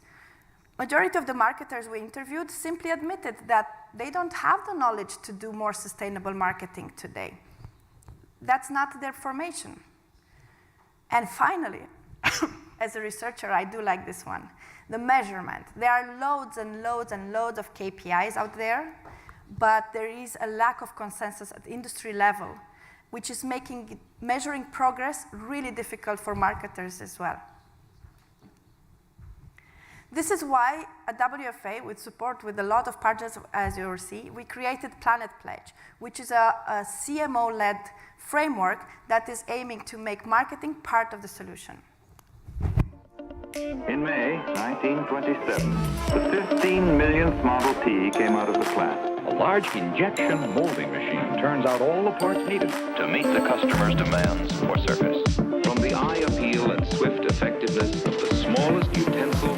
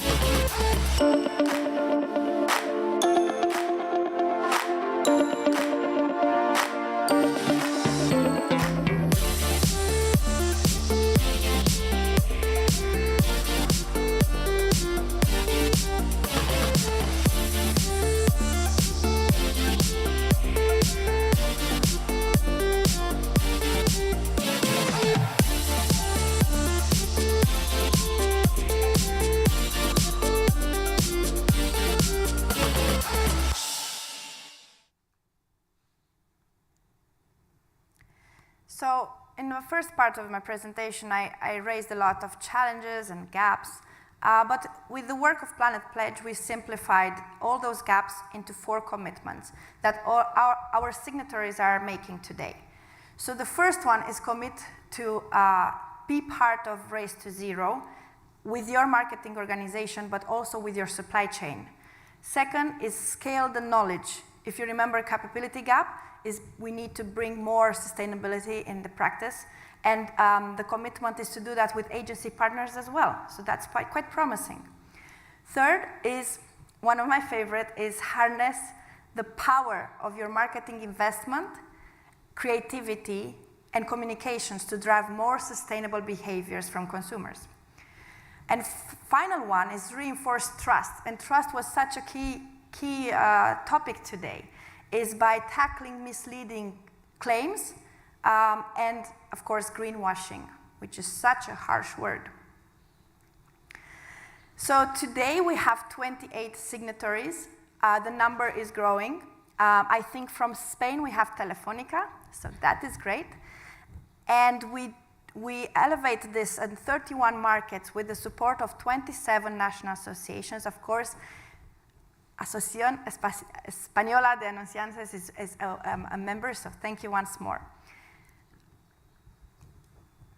But these commitments, as I said, they are brand focused. What I wanted to bring to your attention today and focus in my presentation are 2 that could be relevant for a wider audience. Is reinforce trust. And how we can do that is by, again, as I mentioned before, is tackling the misleading sustainability claims out there and the greenwashing. We took a first step at WFA because greenwashing is such, as I said, such a bad word. Even the best ones in the business are being sensitive and vulnerable to it. For example, you might know the brand Oatly. They have been recently found guilty of greenwashing in the UK. So they are one of the best players that sometimes we look up to. So what WFA has done, we partner with self-regulatory bodies around the world to create this guide. This is free and it's available. It's a free source available for everyone. Can be downloaded from our website, so really encouraging everyone to have a look. I'm not going to take you through because I'm not a policymaker and because we don't have time. But what I wanted to emphasize, this guide is basically simplifying the confusing regulatory language around the world by bringing common sense through international best practice when it comes to regulating green claims. Finally, the final point I wanted to emphasize today is around commitment. So commitment that doesn't have to be brand owner, it has to be industry level. Our signatories are committed, as I said, to UN's Race to Zero. And if you don't know, it's an umbrella of initiatives managed to tackle the sustainable goals we've seen before. And we asked our members, okay, which initiatives, which initiatives are you signed up to today? So as you can see, there is a mix, and I can quote the business ambition for 1.5, if this is maybe familiar to you, or B Corp. But there are lots of opportunities. So if you're not in a large multinational, there are solutions dedicated for the supply chain or for small and medium enterprises. So there are no excuses. And finally, I should have maybe last night when I was rehearsing, I was like, I should have started with this one. Why this is important, but let's summarize it at the end. 3 points why this conversation is so important to have.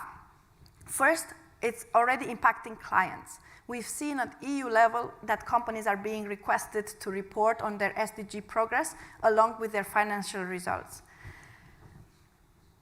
And yes, an example I wanted to add in here, that impacts their remuneration schemes as well. So one of our members, Diageo, is linking their 30% of the remuneration bonus is linked to the SDG metrics. And they are not the only ones doing it. Second, and I think this will be relevant for a lot of you, this impacts the channel selection. So we've seen it changes the world of our consumers and our clients, and definitely will impact the way media channels are being selected. What I posted here on the screen, I included a carbon ad production calculator, if I said it correctly. It has been developed by AdNet0 and AdGreen, but there are many other similar calculators of carbon footprint around the world. For example, Group M, to name another one. So this will become more and more relevant in the conversations. And I'm even afraid to put this slide on. And of course, you've seen this, and I'm trying not to get too emotional. This is actually from Spain. It impacts all of us, because beyond being marketers or agency leaders or creative leaders or consumers, we are people. So I am emotional to see this image, and I think we all should be. We've seen consumers are demanding a change. We've seen all of us living in Spain the past summer, because I moved before summer, and actually everyone living in Europe, we've seen probably the worst temperatures we've experienced in our recent lives. The activists and environmentalists are raising these issues for decades, and now we start feeling it. It's happening, it's here. We are probably nature lovers, we are world travelers or parents, and we do want to leave a better world behind us. So it is really imperative. While the direction of change is very clear, the outcome doesn't have to be inevitable. And I promise I want to leave on a positive note. So with all these changes, there are opportunities. And I'm going to raise 3 simple ones for us as an industry to act on. Sustainability is an opportunity for everyone who wants to grasp at it. Everything should start to be looked at from sustainability lens. Second, we can all become solutionists. So bring solutions, but lead by innovation and not by gimmicks. Greenwashing was mentioned before today as well. And finally, collaborate at the industry level, join Race to Zero, at company level, with your supply chain and partners, support other initiatives like AdNet Zero, for example, started in UK, and now it's scaling globally. So there are lots of opportunities, and I hope this is just the beginning. So thank you very much.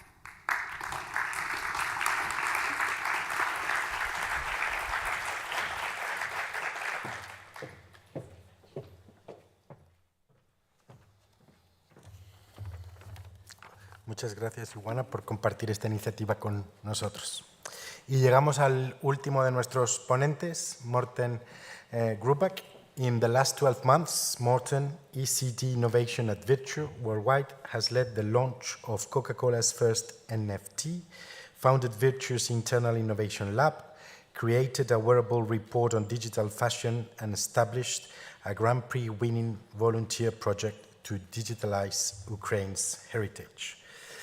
Morten is widely credited with leading Virtue's worldwide transformation from white label content producers to global creative powerhouse, translating the edgy and progressive DNA from mother company Vice into a creative point of view for the agency. Gruber has led teams to win at every globally recognized competition, including several Grand Prix at Cannes and one Show Best of Discipline awards. Under Grubak's lead, Virtue has launched industry-defining work in the intersection of culture and technology, such as the world's first digital fashion collection that prevents overconsumption among influencers for Carlings and Backup Ukraine, an initiative that allows citizens to create 3D backups of threatened cultural heritage using just their phones. Morten, many thanks for coming to Madrid from Copenhagen. We are really looking forward to hearing you. Thank you.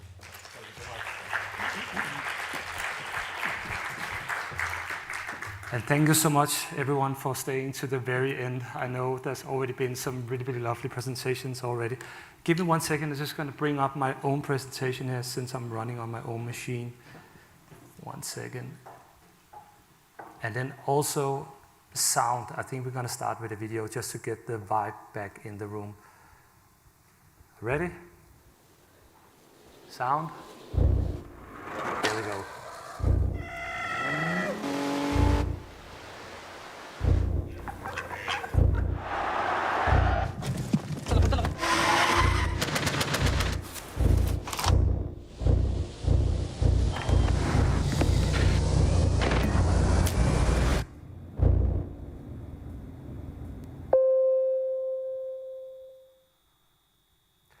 So welcome, and welcome inside, maybe I should say welcome inside culture.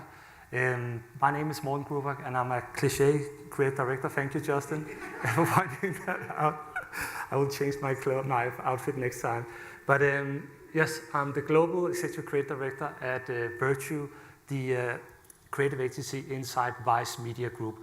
And I'm going to explain that a little bit more, what that actually means. But before that, we have 2 things that we need to cover in this presentation. The first thing is I'm going to unpack our proposition, which is how we are building brands inside culture. And then secondly, I'm going to take you behind the scenes of the second most award-winning piece of work at Cannes this year, Backup Ukraine.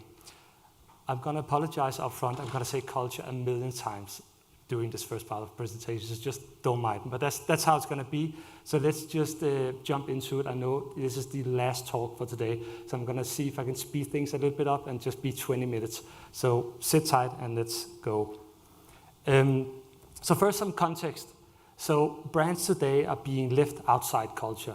They're basically being skipped, they're being scrolled, they're being blocked, they're getting left behind, and sometimes they're even getting canceled. And they're not just even competing against just regular other brands anymore. They're competing against big things like influencers with a bigger voice than any brand has in this world at this point. And they're also competing with streaming services as well. Just remember that we have 220 million people having a subscription at Netflix, basically paying for not seeing your ad. So again, we are fighting for attention in a different way than we were used to. So if you really want to cut through as a brand today, you need to find your valued role inside culture. And I mean, not interrupting the conversation, but add to the conversation. And I know it's a hard one, because normally we're so used to just buying our way in, but this time around you really need to find how to find your perfect spot inside culture. We at Virtue have an approach which is called insider marketing. And it's a very basic slide that I have up here. But this is what we find is the perfect balance for a modern brand to be in. So you need to be a brand that first of all also shapes culture, but you also have to be open for culture shaping your brand. And this is the aim when we are partnering up with new clients, to find that perfect balance of becoming sort of like a voice inside culture, but also be able to take culture in. And we are insiders as well. And it's a pretty huge claim. But the reason why I stand here so calm and sort of like make that claim is because we're not just looking at culture from an outside, we're basing reporting from the inside. And as being a part of Vice Media Group, we have a ton of access to a lot of brilliant people who are in there making stories every day. And just to unfold that a little bit, I put it in together in a film. So sound once more. We don't know what's next. We don't know what's going to happen next year, next month, or hell, even tomorrow. But we have a sense of what's coming.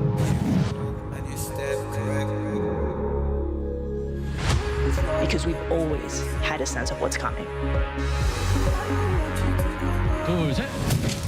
An instinctive need to run into the burning building. To live in the moment before the moment. To find truth with the camera rolling. To those who want to listen, who want to be a part of it. We partnered with the sitting president to further an essential national conversation about criminal justice reform. This is the first time this has ever happened. We reimagined the music experience with Beyoncé's Lemonade. We believed in Naomi, in Greta. People are ready for change. And ASAP. Before it was popular, because we could see they would impact a generation. We were here, and here, and here, before anyone else. Quite an undertaking. There it goes, there it goes. Feeling like you're in the middle of the change is so exciting. So what now? What's on the other side is everything. We know we're entering a cultural revolution. You will hear us. You will see us. We know we'll be there before anyone else as this revolution sparks across the globe. We will not stop. And when we're there first, you're there first.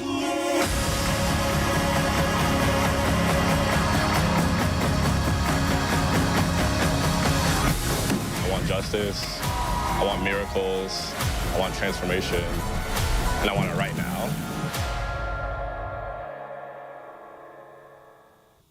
So every piece of video in this hype reel is something that we have created, a story that has been told through one of our many platforms.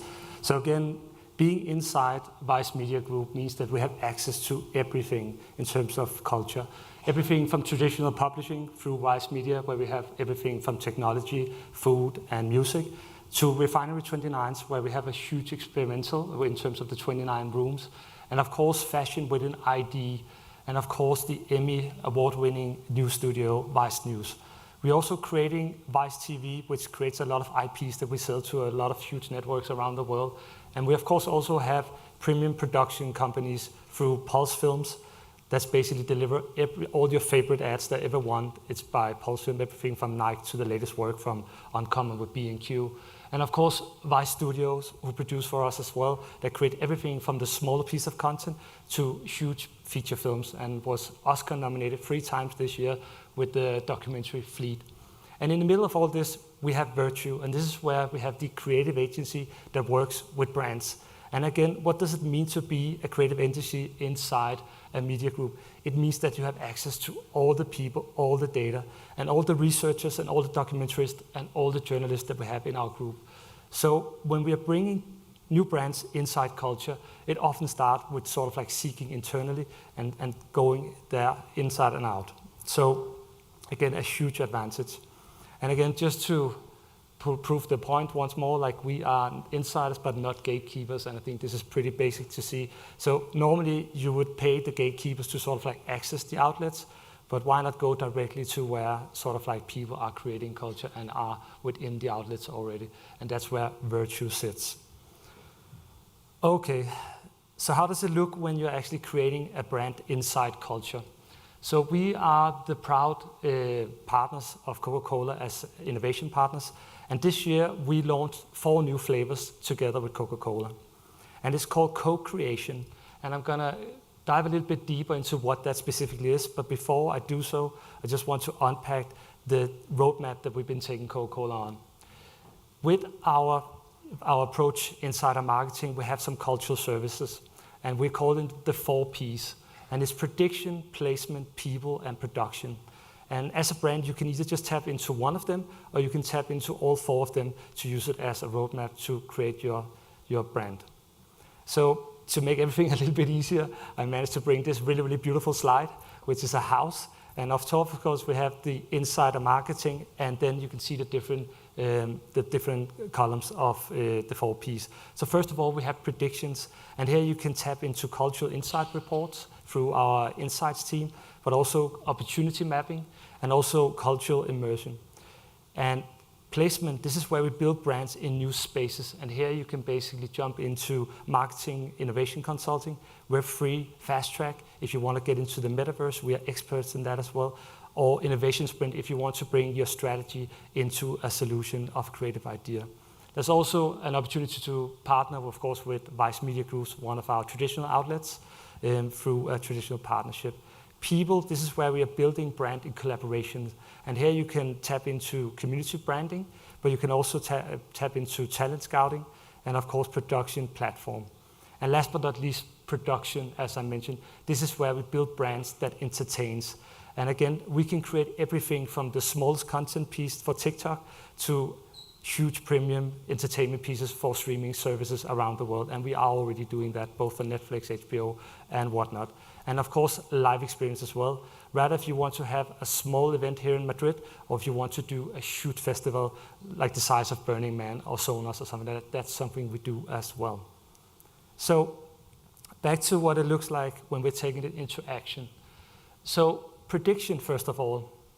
Coca-Cola wanted to sort of like re-engage a young audience. There's too many beverages brands out there, so Coca-Cola is really declining in terms of attention. And our insights team, if you believe that a young audience today are satisfied with getting presented with a new flavor, you think wrong. They basically want to be engaged, and they want to explore, and they want to be challenged as well. So the strategy that we picked for this new co-creation, limited edition of 4 new flavors, was to reimagine Coca-Cola flavors throughout a sentiment, a feeling, or cultural moment. So the first one we launched was called Coke Starlight. And basically the flavor was if Coke was invented inside space. What does that actually taste like? You have to seek it out for yourself. The next one was Coke Dream. What if Coke was reimagined inside a dream? What would it taste like? And then the third one was Coke Bite. What if Coca-Cola was created inside a video game? What would it taste like? So again, instead of like giving them the answer of saying like Coca-Cola X Mango, we're basically giving them a challenge to sort of like seek it out from themselves and create social hype around these product launches. Placement, again, I think we already saw today that TVCs are not young people's favorite outlet, and YouTube is also declining in some way. But what if you sort of like launch the entire thing inside a video game? So we partnered up with Fortnite and made the launch inside Creators Mode together with some of the best builders in the field as well. And people, that's when you have so talented colleagues that they find a superstar Eva Max before she becomes a global Billboard chart superstar.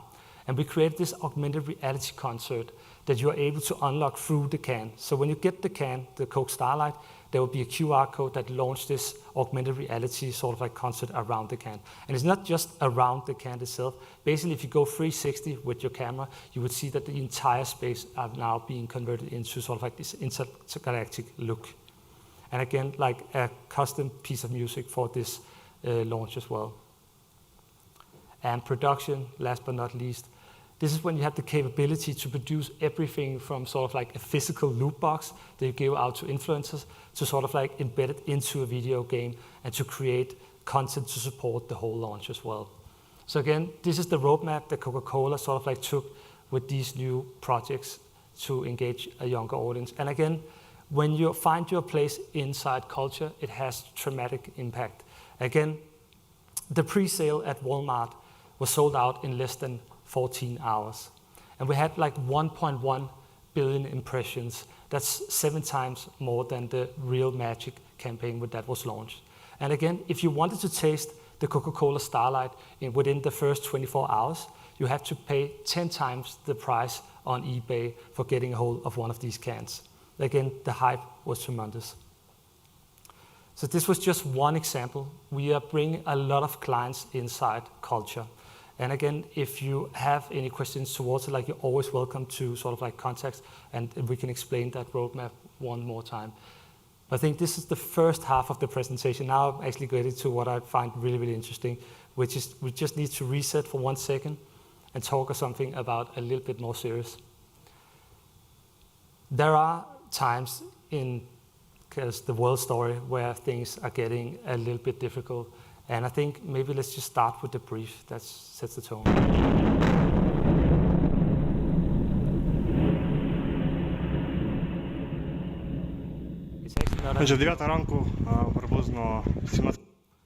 It was not a video, it was just a short brief. It was just to show that there are times in the world, for instance with climate change or COVID, where everybody needs to support. And I think it doesn't matter if you are a hairdresser, a pit consultant, or working at an agency. We all need to do our part to support, whether that's donating money or sort of like sharing information about what's happening in Ukraine. At the 24th of February, we all woke up to a different world. And I think we suddenly saw the media landscape looking a little bit like this, but also like this, and this. But suddenly it also looked like this, and a little bit more of that. And there you go again. And these new pictures start to raise questions with me. And I had 2 questions that really stuck with me. And the first thing was, if my country, I'm from Denmark, if my country was at war, I would just run and pack my stuff and just get out of there. I wouldn't spend a single second start wrapping up stuff. And secondly, why are they actually wrapping up stuff with just tape, bubble plast, and basically foam? What is that going to help once sort of like a bomb explodes just next to this cultural moment? And then I read this interview by a person from Blue Shield. And Blue Shield is basically an organization a little bit like Red Cross is for humanitarians. Blue Shield is it for cultural heritage. So every time a country is getting into war or there's a civil war, they basically take all their volunteers and go there and start wrapping stuff up and sort of like getting stuff out of the museums and basically try to preserve as much cultural heritage as possible. And one of the sentences that was in that interview was that destroying a country's cultural heritage is the fastest way to erase its national identity. And suddenly I got it. This is why they are wrapping everything up, because it's actually a strategy from Putin to remove everything that feels Ukrainian, to remove their national identity.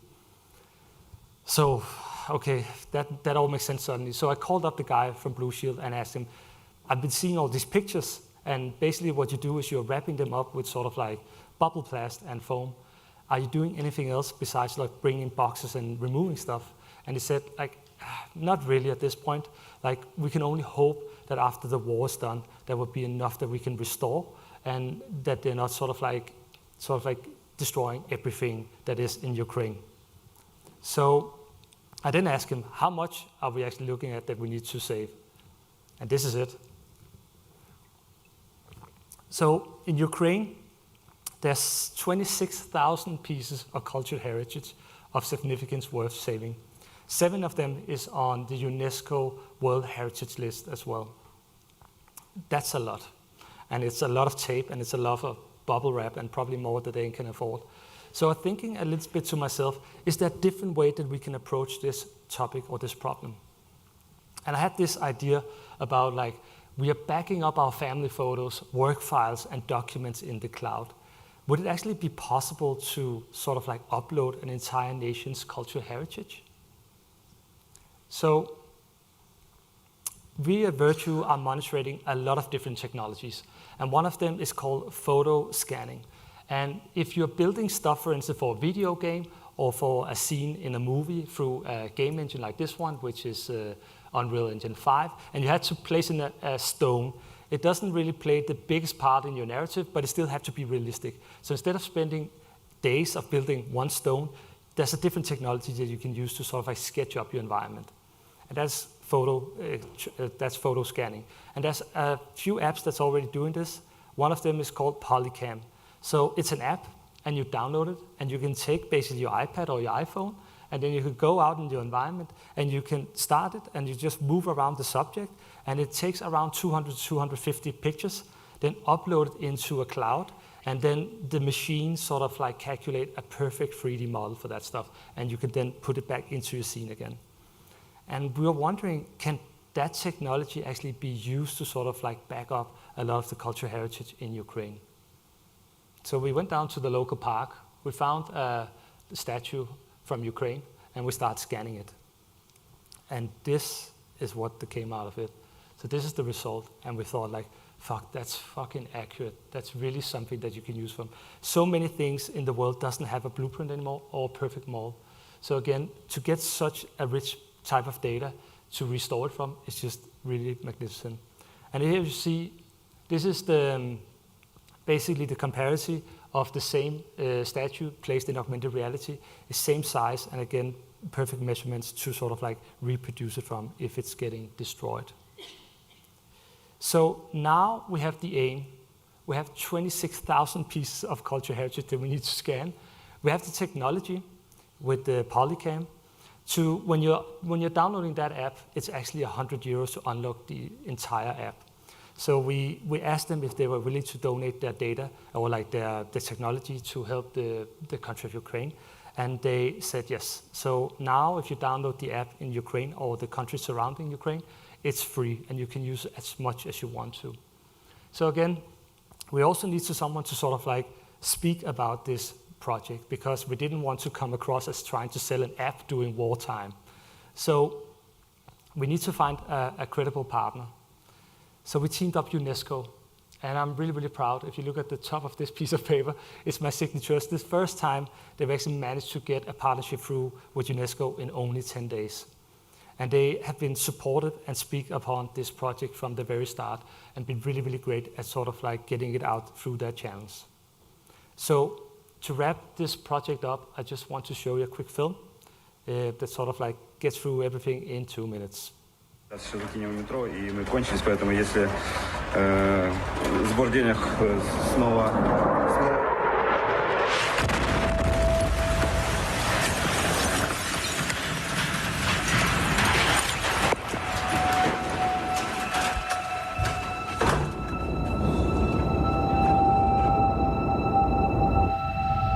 What we're seeing here is an attempt by Putin to wipe out. UNESCO is incredibly concerned, of course, and will be holding a special session. And there is great fear that Russia will try to simply wipe it out.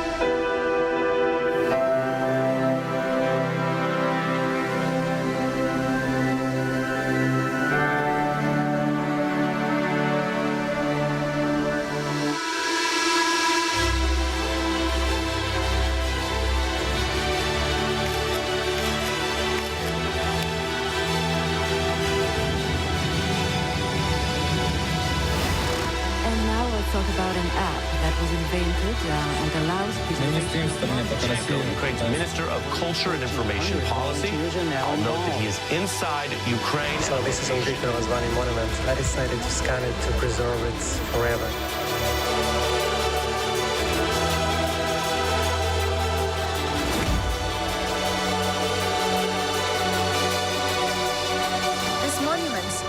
define us. We grew up with them. We will not allow anyone to take this away from us. This is our culture. So of course there's some results to this project as well. So we went from basically having 0 downloads of the app in Ukraine to having 6,600 at this point. And again, remember, all of the people who are downloading it are using it to scan. So that means that we have a huge library now of already cultural piece of heritage that's been saved. So we counted it, and it's actually more than the MoMA Museum in New York. And also we got a ton of attention out of this project, and again really helped shine a light on the situation in Ukraine, which is super important because people are getting tired of the reporting of the war. So really having some positive to sort of like talk about in this time and how technology is actually helping has been a huge win on this project as well. And remember, Ukraine is not a sort of like emerging market. They all have a smartphone and they all have access to the internet. Actually, Ukraine is that country with most citizens owning cryptocurrency at this point. And another fun fact that came out of the project was people start not just like scanning things that they want to save, they also start using it to sort of like document the war. And because you can place this in augmented reality once it's been scanned, it's becoming this powerful tool to sort of like educate people outside Ukraine of the horror of the war. So again, this has been used already in schools to really come on close to, for instance, like a car that's been totally damaged or a tank or something else. Again, people are scanning basically everything, their homes, their sort of favorite chair, and it's all good because for a lot of people it's just about getting things and save it for the future. And of course, creating such a project is not just like something you do with a free party company. So again, we have to get a lot of people engaged as well and a lot of volunteers. So we have everything from museums, organizations in Europe to the European Union to also, of course, the local authority to help us create the right sort of like the right sort of like things for us to be able to scan, so people are not sort of like documenting where there can be sort of like a military base and whatnot. So we've been working really, really closely with the Ukrainian governments as well. And again, a lot of local companies as well. Scanning culture artifacts is not a new thing. It's just the first time we're doing it on a phone. Normally it would take a day and you take a museum, you take a piece of an artifact in, then you scan it to perfect. But again, we don't have the time to do that in Ukraine. We are also teaming up with partners who are used to scanning big stuff for architectural things, and they are doing our masterpieces. So they're scanning big churches and some of the biggest things that we have in Ukraine that needs to be saved as well. Something that's a little bit bigger than can be created through a phone. So what's in the future of this project? So 3 things to end this presentation with. The first thing is, of course, recreate. This church just burned down a few weeks ago. But there's a really, really good community of drone photographers actually in Ukraine. And a lot of these beautiful sites has already been captured and uploaded to YouTube. And because of the engine doesn't have to get a direct input from your phone, you can just upload that video and it can create this perfect form for something that's already have been destroyed if the footage is available on YouTube. Then secondly, we want to change the project from being backup Ukraine to build up Ukraine. So as soon as the war is done, we of course want to sort of like try to recreate some of the stuff that's already been destroyed. And again, we are working with some of the best 3D printing companies in the world to explore how we use these models the best way and the data the best way. And third, and last but not least, UNESCO have requested if this can become a global rollout. Because why are we only focusing places where there already are war? There are civil wars in many places, and basically cultural heritage are being destroyed every day. So again, why not make this technology or start this movement all around the world? So we are looking into sort of like amplifying Blue Shield to have their sort of like volunteer corps to start doing photo scanning all around the world. And yes, we were really proud. We became number 2 brand in this year's Cannes, and we're super happy about that. It's of course just under Burger King and above Apple. So of course a huge accomplishment for a small company like ours.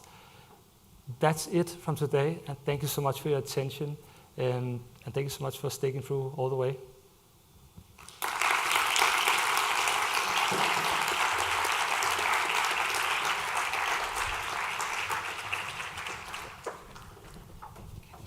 Thank you.